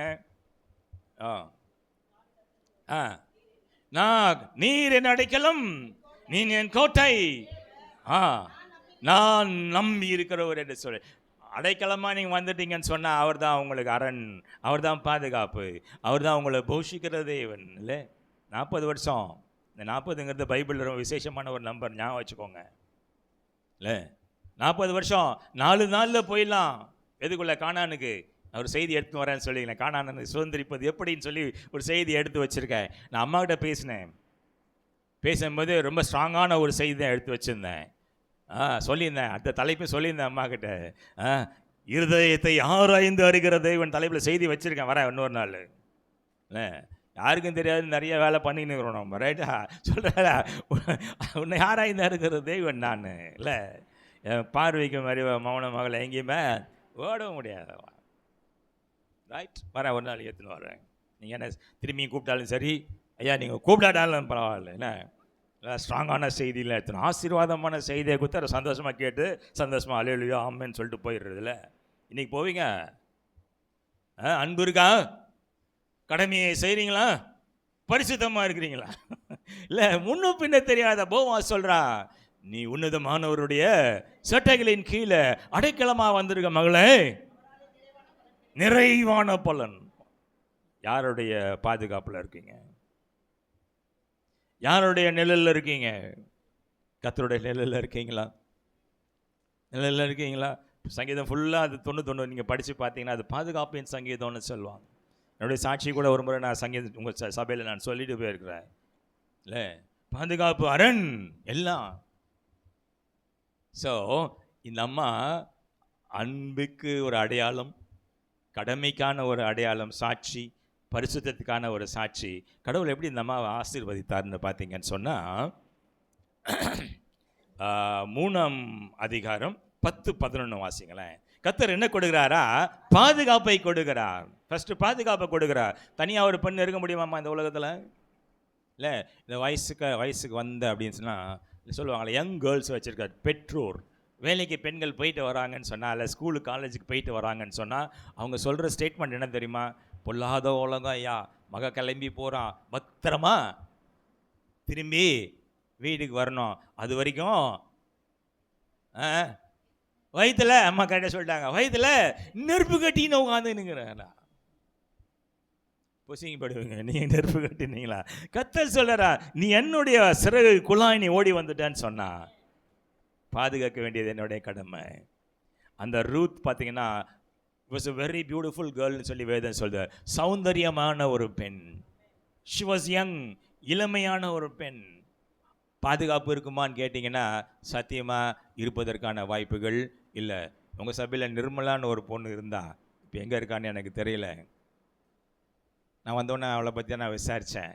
சொன்னாங்க, ஐயா இன்றைக்கி வந்து பொட்டு வச்சுன்னு எங்கேயோ போயிட்டான்னாங்க. இல்லை நான் ஏன் அதிகமாக அந்த பொண்ணை பற்றி கேட்குறேன், ஐயாவுக்கு தெரியும். 2 ஆண்டுகள் அந்த பொண்ணுக்கு ஃபீஸ் கட்டி நான் தான் படிக்க வச்சேன், சொல்லக்கூடாது. ஆனாலும் இந்த பொண்ணை காணோம். வந்தோடனே நான் கேட்டேன், ரொம்ப நாள் கழிச்சு திரும்பி வந்தேன். அவங்க அம்மா வருவாங்க, அந்த அம்மாவையும் காணோம். பொண்ணு எங்க என்ன இப்போ வரதில்லை ஐயான்னு சொன்னாங்க, வேதனையோடு சொன்னாங்க. அந்த பொண்ணுக்கு ரெக்கமெண்ட் பண்ணது ஐயாவும் அம்மாவும் தான். ரொம்ப நல்ல படிக்கணும் அந்த பொண்ணு இல்லை. இன்றைக்கி அந்த பாதுகாப்பு இல்லாத ஒரு சூழ்நிலைக்குள்ளே ஒரு மோசமான ஒரு ஜீவிச்சிட்ருக்கான்னு சொன்னாங்க. போகட்டும், அது கணக்கு கொடுக்க வேண்டிய காலத்தில் அவங்க கணக்கு கொடுத்துட்டு போட்டோம். ரைட். கர்த்தர் முதல்ல அவளுக்கு பாதுகாப்பை கொடுக்குறாரா? படிங்கம்மா. மகளே,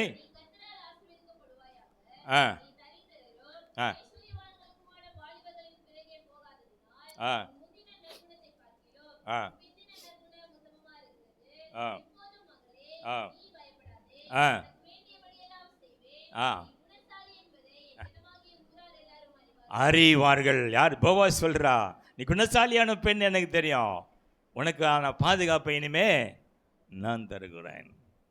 ரைட்டா? நீங்கள் பாதுகாப்பு இல்லாத ஒரு உலகத்தில் நம்ம வாழ்ந்துன்னு இருக்கோம் இல்லை. வாலிப தம்பி தங்கச்சிங்களை வச்சுருக்க பெற்றோர் இல்லை, வேதனையா அவங்களோட ஜெபத்தில் முதல்ல என்கிட்ட வந்து சொல்லுவாங்க, ஐயா என் பையனுக்காக ஜெபம் பண்ணுங்க, சொன்ன பேச்சு கேட்க மாட்டேங்கிறா, பொண்ணுக்காக ஜெபம் பண்ணுங்க, சேர்த்து பேசுகிறா, சண்டை போடுறா, மதிக்க மாட்டேங்கிறா. பொண்ணு இருக்காமா? மதிக்குதா மிதிக்குதா? பார்த்தாமா உட்காந்துன்னு ரெண்டும் இல்லை. தம்பி பார்க்குறான், மூச்சு பார்க்குறான், அடுத்து என்ன தான் டார்கெட் பண்ண போகிறாருங்கல்ல.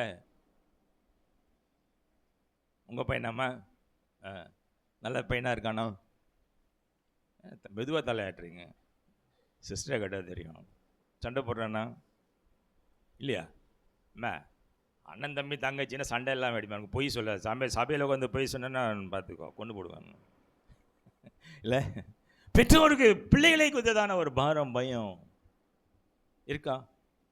இருக்கா இல்லையா? ஆமாம், எதிர்காலத்தை குறித்த ஒரு பயம் இல்லை. நல்லா இருப்பாங்களா, நல்லா இருக்க மாட்டா, கூட இருக்கிற நண்பர்களை குறித்ததான ஒரு பயம் இல்லை. ஆனால் கர்த்தர் சொல்கிறாரா, நீ எனக்கு சாட்சியாகி வாழுவேன்னு சொன்னால் நான் அந்த பாதுகாப்பை உங்கள் குழந்தைங்களுக்கு நான் தருகிறேன். உன்னை சுற்றி சொல்கிறல்ல, உன் பக்கம் 1000 பேரா, வலது பக்கம் 10000 பேர் விழுந்தாலும் அதை உன்னை அணுகாது. கால் கூட கல்லில் இடிக்காதான் இல்லை. காலு கல்லில் இடராதபடி தேவ தூதர்களை கொண்டு நான் காவல் செய்வேன். கர்த்தர் கொடுக்குற பாதுகாப்பு ரூத்துக்கு கிடைச்சதுங்க. ஏன்னா அவள் அன்பான ஒரு பெண்மணி, கடமையை செய்த ஒரு பெண்மணி, பரிசுத்தமான ஒரு பெண்மணி. கர்த்தர் அவளுக்கு பாதுகாப்பை கொடுத்தாரா. கர்த்தர் அவளை எப்படி ஆசீர்வதிக்கிறார் பாருங்களேன். This a greatest blessing. இந்த ஆசீர்வாதம் சத்தியமாக கிடைப்பதற்கு, மற்றவங்களுக்கு கிடைப்பதற்கான வாய்ப்பே கிடையாது. 4வது அதிகாரம்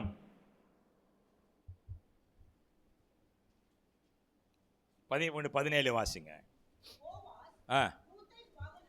போவாஸ் ரூத்தை விவாகம் பண்ணிட்டான். பார்த்தா அந்த ஊர்லேயே பெரிய பணக்காரன் அவன் போவாஸ் இல்லை. அவன் ரூத் என்ன பண்ணானா, மனைவியாய் ஏற்றுக்கொண்டான். பெரிய ஒரு பாக்கியமா இல்லையா? பாக்கியமா இல்லையா? பஞ்சம் பட்டினினால ஊரை விட்டு வெளியில் போகணும்னு நினச்ச ஒரு மருமகள், ஒரு மாமியார்ல கர்த்தர் எப்படி ஆசீர்வதிக்கிறார் பார்த்தீங்கன்னா, அந்த பெண்ணுக்கு ஒரு அருமையான ஒரு வாழ்க்கையை கர்த்தர் அமைத்து கொடுக்கிறார். போவாஸ் அவளை கல்யாணம் பண்ணுறான். அது கூட இல்லைங்க, பின்னால் வசனங்கள் பார்த்தீங்கன்னா 17 என்ன சொல்லுது? ஆல்தி ஆமாம், ஓபேத் யாரு? ஆமாம், இதுக்கு தான் பைபிள் ஸ்டடி வாங்கன்னு சொல்கிறது. ஓபேத் யாரு? ஆமாம், ஈசா தாவீதோட அப்பா. தாவீதின் வம்சத்தில் தான் இயேசு பிறகுறாருங்க இல்லை. இயேசு பிறப்பதற்கான வம்ச வழியை உருவாக்கி கொடுத்தது யாருன்னு கேட்டால் ரூத்து. அல்லேலூயா, அல்லேலூயா. அவன் நினச்சா மாமியார் விட்டு ஓடி போயிருக்கலாமா? எப்படியே நாசமாக போன்னு சொல்லி ஓடி போயிருக்கலாம். அவன் பார்த்தீங்கன்னா சாட்சி உள்ள ஒரு ஜீவியம் அவள் ஜீவித்ததுனால கர்த்தர் அவளுக்கு பாதுகாப்பை கொடுக்குறாரு. கர்த்தர் அவளை ஆசீர்வதிக்கிறாரா. அவளுடைய வம்சத்தில் தான் கர்த்தர் வந்து பிறக்கிறார். தாவீதின் வம்சத்தில் தான் இயேசு வந்து பிறக்கிறார். இந்த ஆசீர்வாதம் உங்களுக்கு வேணுமா? உங்கள் பிள்ளைகளை குறித்து என்ன கமெண்ட் அடிக்கிறீங்க?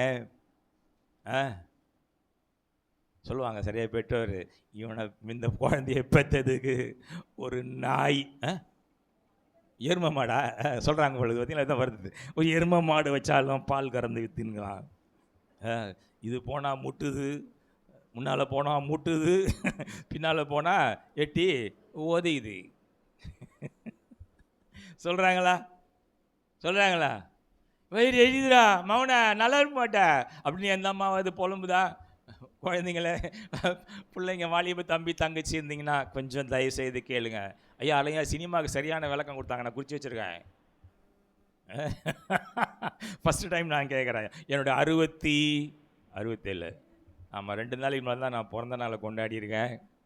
எனக்கு வாழ்த்து சொன்னார் இவர், நம்ம பரிஜனுக்கு நான் நன்றி தெரிவித்துக் கொள்ளுகிறேன். 69 வயசு முழுங்கிட்டு 71க்குள்ளே நான் கால் அடி எடுத்து வச்சுருக்கிறேன். இந்த 69 வயசில் சினிமாவுக்கு இந்த மாதிரி விளக்கம் நான் இதுவரை கேட்டதில்லை. ரொம்ப நன்றி ஐயா. நான் போகிற இடத்துலலாம் கண்டிப்பாக நான் சொல்லுவேன், இதை போகிற இடத்துல நான் சொல்லுவேன். இல்லை எனக்கு தான் போய் உட்காந்து நிற்கிறான். இல்லை தீய சக்தி தூய சக்தின்னு வந்து கத்தின்னுக்கிறான். முடிவு பண்ண வேண்டியது யாரு? ஆமாம், முடிவு பண்ண வேண்டியது யாருங்க? அப்பா. அவர் சொல்லணும் நீ நல்லவன் நீ கெட்டவன் சொல்லிட்டு. அதில் வேற டைலாக் ட்ராமா வேற. அதில் கதை எல்லாம் சொல்ல திருப்பி ரிப்பீட் வர நடக்காது. அப்படியே வருகையில் நடக்காது. யார் தீய சக்தி யார் தூய சக்தின்னு முடிவு பண்ண போகிற ஒருத்தர் வர போகிறாருங்க. It's going to come. சாட்சியாய் ஜீவிக்கிறீங்களா? Number 1 Ruth. நம்பர் 2 தொற்கால். கேள்விப்பட்டிருக்கீங்களா? தொற்கால் கேள்விப்படுதே இல்லையா? தபீத்தா. ஐயோ ஐயா விடாதீங்க, பைபிள் ஸ்டடி போட்டு எல்லாம் சாத்துங்க எல்லாத்தையும். என்ன? ஆமாம், அப்போஸ்தலர் 9ஆம் அதிகாரத்தில் இருக்கு, நீங்கள் வீட்டில் போய் படிச்சுக்கோங்க. 36-43. இவ பேதுருவோடைய சீஷினா சீஷர்கள் மாதிரி பெண் சீஷி அவர் இல்லை, சீடர். அவ பேதுருவோடைய சீடர்.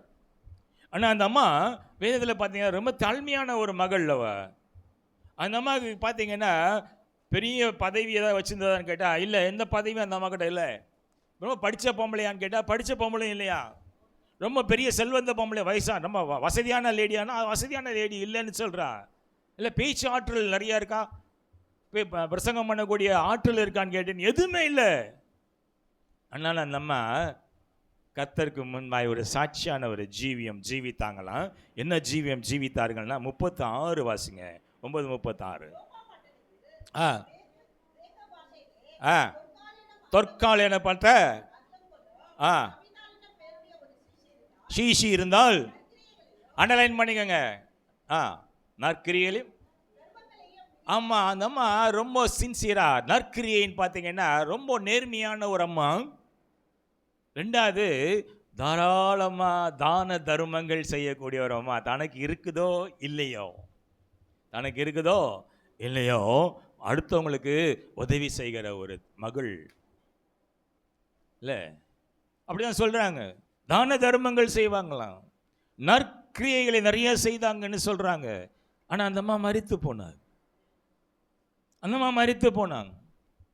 அம்மா பாடியை வச்சுட்டு அவங்களாம் அழுதுன்னு இருக்காங்க. பேதுரு பக்கத்து ஊரில் இருக்கிறான்னு சொன்னால் பேதுருக்கு சொல்லி அனுப்புகிறாங்க, இந்த மாதிரி தபித்தாள் என்கிற அந்த தொற்கால் என்கிற தபித்தா உங்களுடைய சீஷி மரித்து போயிட்டாயா.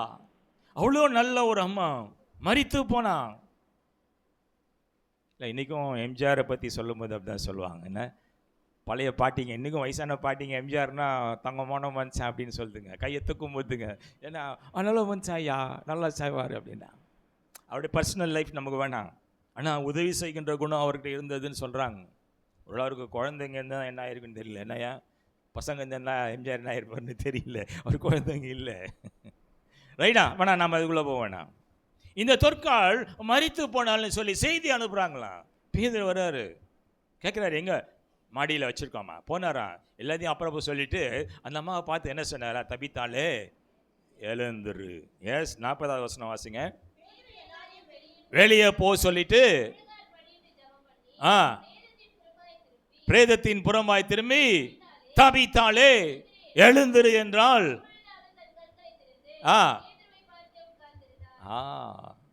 மரித்து போன தபித்தாள் உயிர் பெற்றாள். அல்லேலூயா. பிரச்சனைகள் போட்டு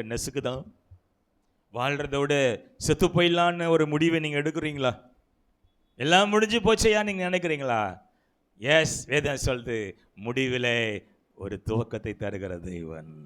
அல்லேலூயா. முடிஞ்சு போச்சுன்னு நினைக்கிறீங்களா? உன் சுக வாழ்வு சீக்கிரத்தில் துளிர்க்கும். நான் சொல்லல, வேதம் சொல்லுது. எப்பமா நீ அவருக்கு சாட்சியாய் ஜீவிப்பாய் என்று சொன்னார். ரைட்டா? மூணாவது பேதுரு, நமக்கு நல்லா தெரிஞ்சவர் இல்லையா? இயேசுவின் மார்பிலே சாய்ந்திருந்த ஒரு சீஷன். இயேசு என்ன சொல்றாருன்னா, அவனை அழைச்சிருக்கிறார் இல்லையா? மீன் பிடிச்சிட்டு இருந்த பேதுருவை என்ன சொல்லி அழைக்கிறாரா? உன்னை மனுஷன் பிடிக்கிறவனாய் மாற்றுகிறேன், வாடா மகனே. இல்லை, அவன் பேர் சீமோன்றதை மாத்துறாரு பேதுருவில். பாறையாகிய உன்மேலே என்னுடைய சபையை நான் கட்டுவேன். இல்லை, எங்கே இருக்குன்னு கேட்குறீங்களா? ஐயாவை தான் கேட்கணும். மத்தேயு 16:18 இருக்கு. சொல்றாரா, பாறையாகிய உன்மேல பேதுரு, I am going to build my church. என்னுடைய ஆலயத்தை, நான் சபையை நான் உன் மேலே தான் நான் கட்ட போகிறேன். அவ்வளோ அன்பானவன், இயேசுவுக்கு பிரியமான ஒரு சீஷன். என்ன பார்த்தீங்கன்னா, பின்மாற்றமாய் மீண்டும் அவன் மீன் பிடிக்க போட்டான்னு வேதத்தில் சொல்கிறார். யோவான் 21 நீங்கள் வீட்டில் போய் நீங்கள் வாசுங்க, 1-17 வரையில் கர்த்தர் பேதுருவை தேடி வருகிறார். இல்லை, பின்மாற்றமாய் ஓடி போன பேதுரு. இல்லை, ஒரு கேள்வி கேட்கலாமா? நேரம் கடந்து செல்லுகிறேன், சீக்கிரம் நான் முடிக்கிறேன். கண்டிப்பாக இதுக்கு பதில் சொன்னேன்னா கண்டிப்பாக ஐயாட்ட ஒரு ப்ரைஸ் நான் அடுத்த முறை வரும்போது கண்டிப்பாக நான் கொண்டு வருகிறேன். ரைட்டா? பேதுரு பின்மாற்றமாக போயிட்டான்ல, பேதுருவை மனம் திரும்பும்படியாய் தூண்டியது, மனம் திரும்பும்படியாய் செய்தது யார்? பேதுருவை மனம் திரும்ப செய்தது யார்? அமைதியில் ஆயிட்டீங்க. கல் விடுங்களேன், கல் விடுவோம் நம்ம தான். அல்ல, போட்டு பார்க்கலாம். இல்லை, என்ன பிரதர்? பேதுருவை மனம் திரும்பும்படியாய் சொன்னது யாரு? அவனை தூண்டுனது யாரு? சீக்கிரம் முடிங்க. என்ன ஏற்கனவே 1 மணி நேரம் ஆகி போச்சு. நம்ம இதில் வரை கேள்வி கேட்டுட்டு வேடிக்கை பார்த்துன்னு அதான் தெரியல. நாங்கள் தான் பேய் முழிச்சின்னு இருக்கிறோம் உட்காந்துனா, பார்த்தா தெரியலையா? என்ன சிஸ்டர்? ஐயா கேட்கலாமா? வேணாம் சிஸ்டர் அங்கே பார்க்குறாங்க. அடுத்து ஒரு குட்டி பாஸ்டர் உட்காந்துருக்காரு பின்னாட. ரைட்? நம்ம என்னென்னமா நினச்சி பார்த்துருப்பீங்கல்ல. நானே பதில் சொல்லிடுவா? யாருக்காவது தெரியுமா? சும்மா கெஸ் பண்ணுங்களேன். என்னப்பா? ஏசுவா? எங்கே சொன்னார்? தெரியலையா? சும்மா கல்விட்டு ஏசு சொன்னார் அப்படி சொல்லி பார்க்குறான். இல்லை, பேதுருவை மனம் திரும்பும்படியாய் தூண்டினது சேவல். கர்த்தர் சொல்றாரா, டேய் அந்த கராப்பந்தியில் சொல்றாரு, மறுதளிப்ப மகனை சொல்றா, உம்மை யார் சாமி காட்டி கொடுக்க போறது? இல்லை, உம்மை யார் கொலை பண்ண போறது? யாருன்னு சொல்லுங்க, நான் பிச்சு போடுறேன் அப்படின்னு துடிச்சான். உட்காராண்டார். நடிக்காதராம் அவனை. நிறைய பேர் தான் நடிச்சிட்டு இருக்கிறோம்ல, இயேசுவை மறுதளிச்சிட்டு இல்லை நடிச்சின்னு உட்காந்துன்னு இருக்கிறோம். ரொம்ப கிறிஸ்தவர்கள் மாதிரி. இல்லை, நான் ரொம்ப பர்சனல் அட்டாக் நான் வரல. இல்லை, அவர் தோற்றத்தை பார்க்குற தேவன் இல்லை,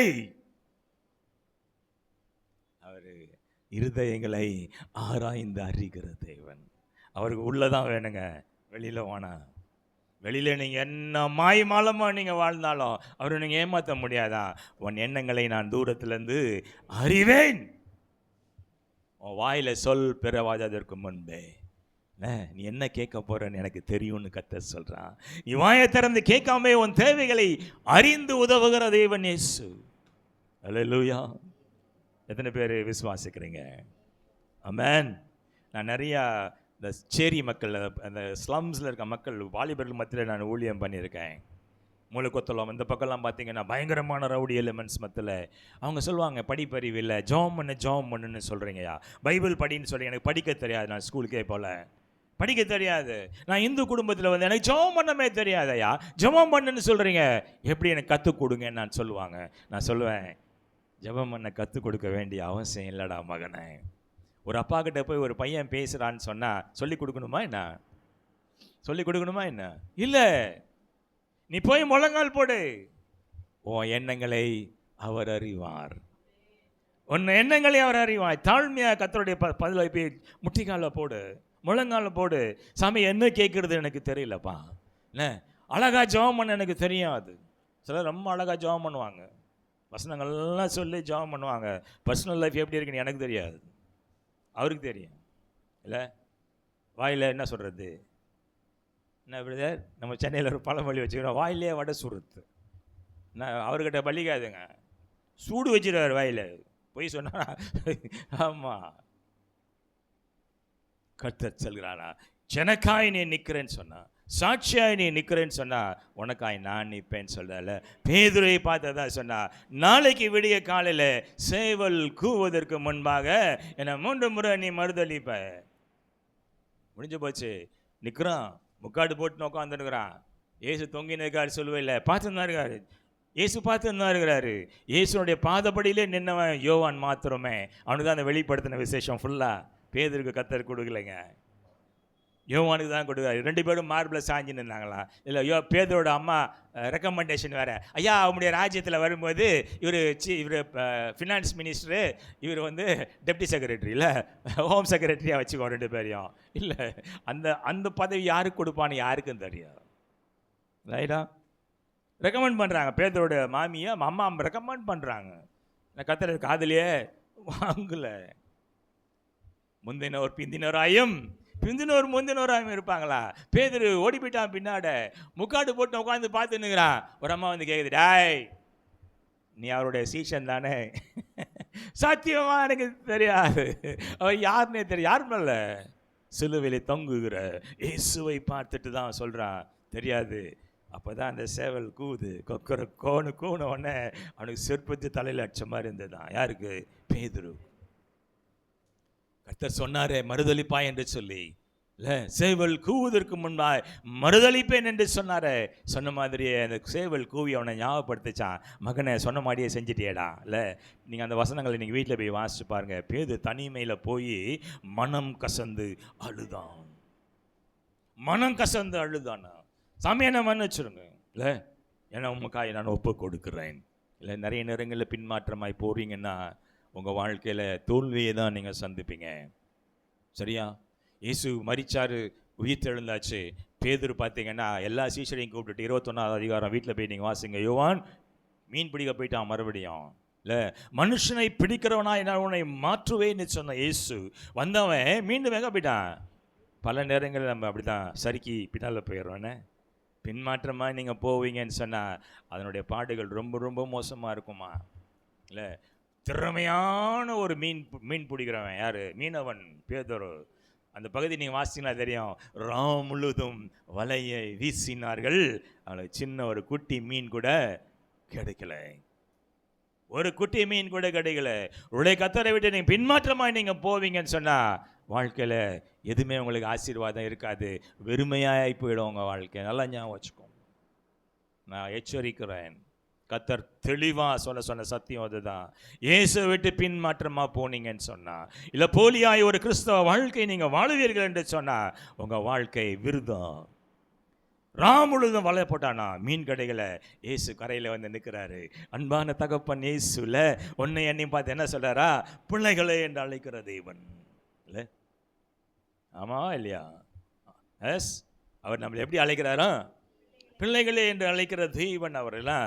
நீங்கள் வீட்டில் போய் நீங்கள் வாசிங்க. யோவான் 1:12 சொல்லுறா, பிள்ளைகளே சாப்பிட்றதுக்கு ஏதாவது வச்சிருக்கீங்களான்னு கேட்குறாரு. யாருக்கு என்ன எப்படி அட்ரஸ் பண்ணுறாரு? மீன் பிடிக்கிறவனுங்களேன்னு கேட்கல, மீன்காரங்களேன்னு கேட்கல, பிள்ளைகளே சாப்பிட்றதுக்கு ஏதாவது வச்சுருக்கீங்களான்னு கேட்குறாரா? ஆனால் பேசுகிறது இயேசு என்று தெரியல. அது என்ன நேரம் அது? படிங்க, அது இல்லைம்மா 12.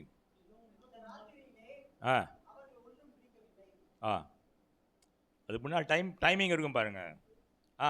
அவர் கேட்குறாருல, பிள்ளைகளே சாப்பிட்றதுக்கு ஏதாவது வச்சுருக்கீங்களா? 12ஆவது வசனம் பாருங்க.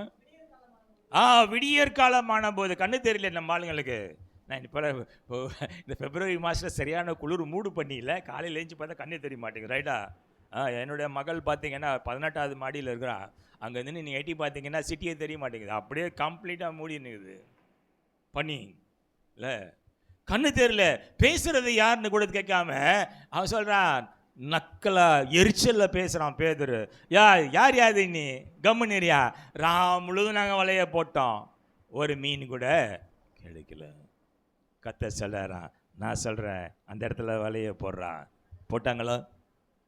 என்ன எத்தனை மீன் கிடச்சது? 1000? யாருமா இது? வலையை கீச்சு போச்சா? இல்லை அதில் பெரிய மீன் நம்பர் கொடுத்துருக்குது. 150 பெரிய மீன்கள் இல்லை. சரி ரைட்டு. எத்தனையோ ஒரு குட்டி மீன் கூட கிடைக்கல. முழுசம் வலை போட்டுக்கிறான்ல. கத்தரை விட்டு பின்மாற்றம் போனீங்கன்னா வெறும் வலை தான், வாழ்க்கையே வெறும் வலையாக தான் போயிடும். எம்டி நெட்டு தான். வீசி பார்க்குறேன் வலையில் ஒன்றுமே சிக்க மாட்டேங்குது. சிக்காது. கத்தருக்காய் நீ ஜீவிப்பேன்னு சொன்னா நீ வலை வீசாம எல்லாம் உன்னை வீடு தேடி வரும். ரூத்துக்கு வந்துச்சா? அந்த மாதிரி வரும். கதையில் பார்த்தீங்கன்னா பேதுரு வருகிறான். எவ்வளோ ஒரு அன்பான ஒரு தெய்வம் இல்லை? 2-3 வசனங்கள் இருக்குது, நீங்கள் வீட்டில் போய் நீங்கள் வாசித்து பார்த்துக்கோங்க. நம்மளை கத்தர் என்ன பண்ணுறாருன்னா அவருடைய பிள்ளைகளை கத்தர் நம்மளை அழைக்கிறார் என்று வேதம் சொல்லுகிறது. ரைட்டா? ஆமாம்.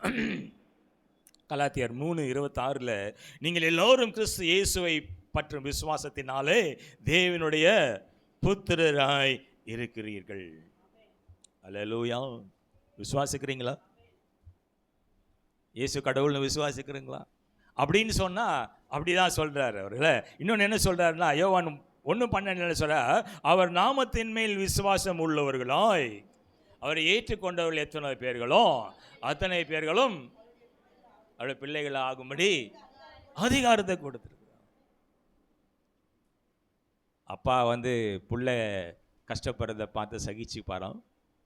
நான் அப்பானா வில்லன் தான் பசங்களுக்கெல்லாம் இல்லை, பிள்ளைங்களுக்கெல்லாம் அப்பானா வில்லன் தான். அப்படி தானவா?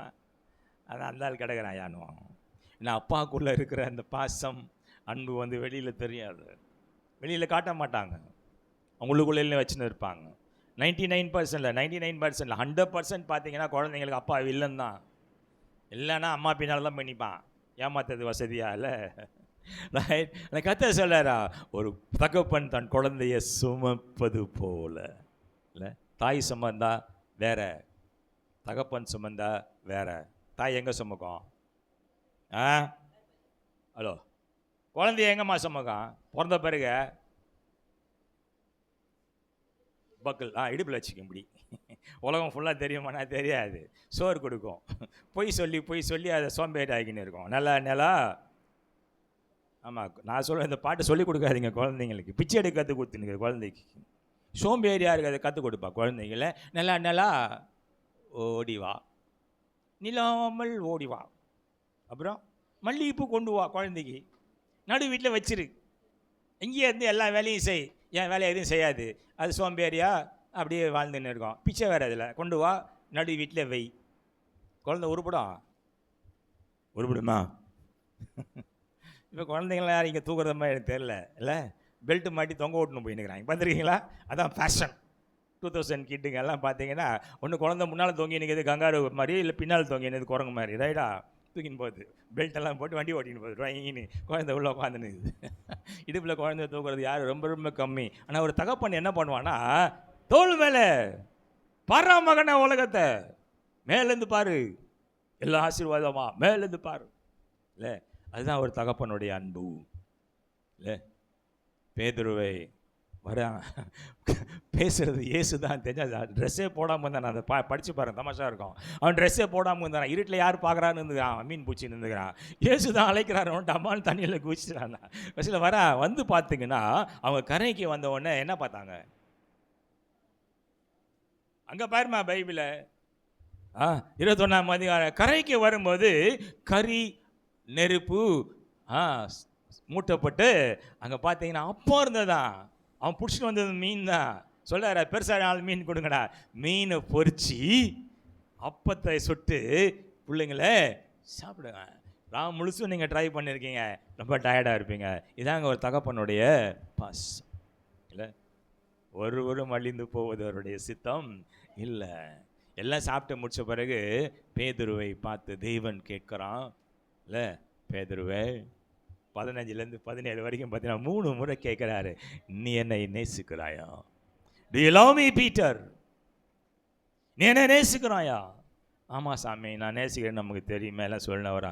3வது முறை கேட்கும்போது தான் அவனுக்கு உரைக்குது இல்லை சொல்கிறாரா. அப்போனா என் நாடுகளை நீ மெய்ப்பாயாக. பயந்து போன பேதுரு, பின்மாற்றமாய் போன பேதுரு. நீங்கள் அப்போஸ்தலர் 1, 2, 3 வீட்டில் நீங்கள் வாசிங்க. அவனுக்குள்ள ஒரு பெரிய ஒரு மனமாற்றம். பரிசுத்த ஆவியை பெற்றுக்கொண்ட பிறகு பார்த்தீங்கன்னா அந்த தைரியம் எங்கேருந்து அவனுக்கு வந்ததுன்னு யாருக்கும் தெரியல இல்லை. பரிசுத்த ஆவி உங்களிடத்துல வரும்போது நீங்கள் என்ன பண்ணுவீங்களா? பலன் அடைவீர்கள் இல்லை. எனக்கு சாட்சியாய் நீங்கள் வாழுவீர்கள் என்று கர்த்தர் சொல்லுவார். பேதுரு தைரியமாய் சொன்னாரா? அன்றைக்கு சிலுவையிலே அறைந்த இயேசுவை குறித்து நாங்கள் தைரியமாக பேசுகிறோம். அவர் மறிக்கல, அவர் உயிரோடு இன்றும் ஜீவிக்கிறார். அவரை ஏற்றுக்கொள்ளுங்க, மனம் திரும்புங்கள் என்று பேசினானா தைரியமாக. எல்லாம் ஆச்சரியப்பட்டாங்களா? பயந்து போன பேதுரு எப்பரா அவ்வளோ தைரியமாக பேசுகிறான் என்று சொல்லி அவன் பிரசங்கம் பண்ணும்போது ஒரே நேரத்தில் 3000 பேர் இயேசுவை ஏற்றுக்கொண்டார்கள். அந்த பேதுரு கடைசியாக எப்படி மரித்தான் தெரியுமா? கர்த்தருக்காய் இரத்த சாட்சியாய் மரிக்கிறான். இயேசுவை நேராக சிலுவையில் அரைஞ்சாங்க, பேதுருவை தலைகீழாக சிலுவையில் அரைஞ்சாங்க. நினச்சி பாருங்கள்.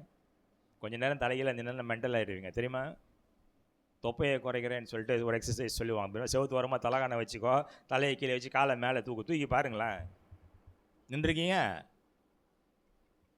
நின்றுருக்கீங்களா?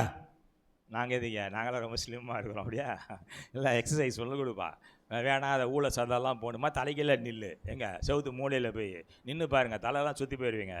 ரத்த ஓட்டெல்லாம் தலைகீழ ஓடின்னு இருக்கும் இல்லை, எல்லாம் தலைகீழ ஓடின்னு இருக்கும். பார்த்தீங்களா, மண்டெல்லாம் ஒரு மாதிரி தலை சுற்றி போயிடுவீங்க இல்லை. அவன் தலைகீழாய் சிலுவையில் அறியப்பட்டான்.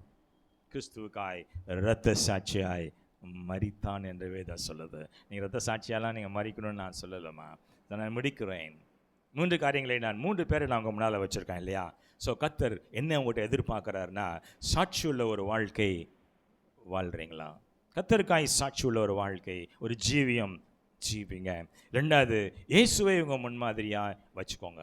வேறு யாரையும் முன்மாதிரியாக தயவுசெய்து வைக்காதீங்க இல்லை. நாசியில் சுவாசம் உள்ள மனுஷனை நம்புவதை பார்க்கலாம் பிரியமாக இருப்பதே நலம். 3வது, ரூத்தை போல அன்பு செலுத்துங்க. உங்கள் கடமையை செய்யுங்க, பரிசுத்தமாய் வாழுங்க. தபித்தாளை போல தான தர்மங்கள் முடிஞ்ச வரைக்கும் உதவி பண்ணுங்க இல்லை. இந்த ஏழைக்கு இறங்குகிறவன் கடன் கொடுக்குறான் இல்லை.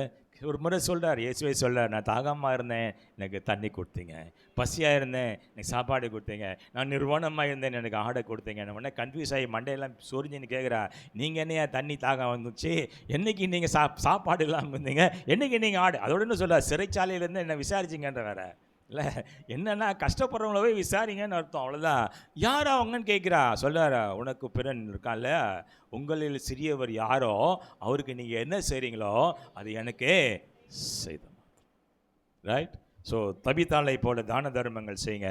பேதுருவை போல தயவுசெய்து என்ன பண்ணாதீங்க, பின்மாற்றமாய் போயிடாதீங்க. வாழ்க்கை வெறுமையாயிடும்.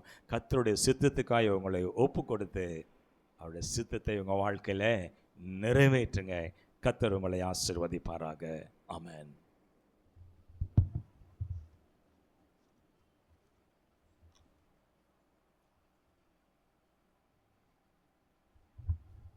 அல்லேலூயா. நம்ம எழுந்து நின்று கர்த்தரை நோக்கி பார்ப்போம். அல்லேலூயா. Praise Jesus. ஆண்டவர் நம்மோடு பேசி இருக்கிறார். அன்பு, கடமை, பரிசுத்தம் அதை வச்சு ஐயா பேசியிருக்கிறார். அந்த வார்த்தையை சிந்திப்போம். அல்லேலூயா. உம்மை விட்டு தூரமாக போர் நாசம் அடைவார் சொல்லப்படுறதுனால கர்த்தரை உறுதியாக பற்றிக்கொள்வோம். உம்மை உறுதியாய் பற்றி கொண்ட மனதையுடையவன் உண்மையே நம்பியிருக்கபடியாக பூர்ண சம்மதம் காத்துக்கொள்வேன். ஒரு நாள் திருவிந்து இருக்கிறது. அதனால் நீங்கள் இந்த செய்தி உங்களுக்கு ஆயத்தமாக ஒரு ஆசிரியமாக இருந்திருக்கோம், உங்களை எச்சரிச்சிருக்கோம், அதை உங்களை சிந்திக்க வைத்திருக்கோம். அதனால் தயவுசெய்து இந்த பூர்ணமான செய்தி கேட்டு அதை வாரம் போது சிந்திங்க. தேவசமத்தில் காத்துருங்க. சுத்திகரிப்பு கொண்டு வாங்க. திருவந்துக்கு ஆயத்தமாக இருங்க. இந்த நாட்களில் தேவசமில் காத்துருங்க. கர்த்தர் ஆசை பள்ளியாட்டான கூட கொஞ்சம் கர்த்தர் உங்களுக்கு நல்ல பலன், நீங்கள் பலன் தருவார். அல்லேலூயா. நல்ல பிதாவை இந்த வேலை நன்றி எடுத்து துதிக்கிறோமாப்பா. ஒவ்வொருவோடு நீ பேசினதுக்காக நன்றி ஆண்டவரே, அதுக்காக நன்றி. தொடர்ந்து உடைய பிள்ளைகள் ஆசிர்வதியும். உடைய காரணமாக இந்த வார்த்தையை ஒவ்வொருக்கும் கொடுத்தீரே, அதுக்கு உணர வைத்தீரே, எச்சரிக்கை வைத்தீரே. ஆண்டவரே அதில் அவங்களை பலப்படுத்தினதுக்காக நன்றி ஆண்டவர். சோர்ந்து போகாதே, தளர்ந்து விட்டு விடாதே, துணிந்து நீ ஓடு, துதித்து தினம் பாடு. சோர்ந்து போகாதே, தளர்ந்து விட்டு துணிந்து நீ ஓடு, துதித்து தினம் பாடு. சோர்ந்து போக தளர்ந்து விட்டு விடாதே, துணிந்து நீ துதித்து தினம் பாடு. நிச்சயமாகவே முடிவு உண்டு, நம்பிக்கை வீண் போகாது. நிச்சயமாகவே முடிவு உண்டு, நம்பிக்கை வீண் போகாது. கர்த்தரையை பற்றிக்கொள், திருவசனம் கற்றுக்கொள். கர்த்தரையை பற்றிக்கொள், திருவசனம் கற்றுக்கொள். அவரே பாதை காட்டுவார், அதிலே நீ நடந்திடு. அவரே பாதை காட்டுவார், அதிலே நீ நடந்திடு. சோர்ந்து போகாதே, தளர்ந்து விட்டு விடாதே, துணிந்து நீ ஓடு, துதித்து தினம் பாடு. நிச்சயமாகவே முடிவு உண்டு, நம்பிக்கை வீண் போகாது.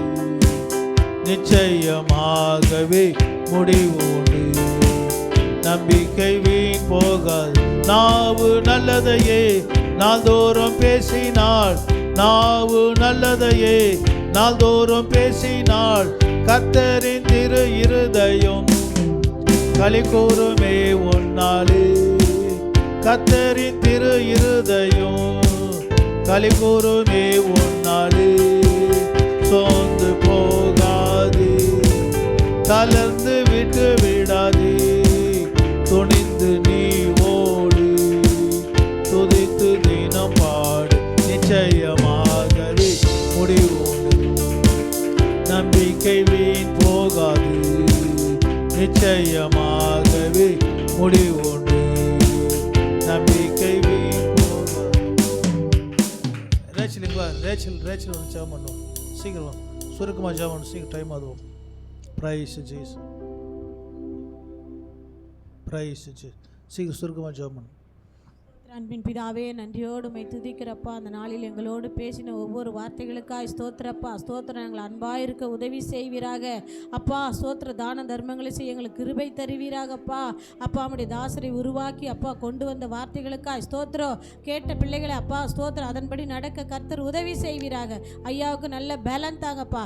கேட்ட ஒவ்வொரு விசுவாசத்தை அப்பா ஸ்தோத்திரம் மேல் மேல பலப்பட உதவி செய்வீராக. கர்த்தரில் சத்துவத்தின் வல்லமையிலும் பலப்படுங்கள் என்று சொன்ன வார்த்தையின்படி பலப்படுத்தி ஆசீர்வதிங்க இயேசுவின் நாமத்தில். ஆமென். பிதாவுக்கு தேவனுக்கு ஸ்தோத்திரம் பண்ணுவோம். ஸ்தோத்திரம்.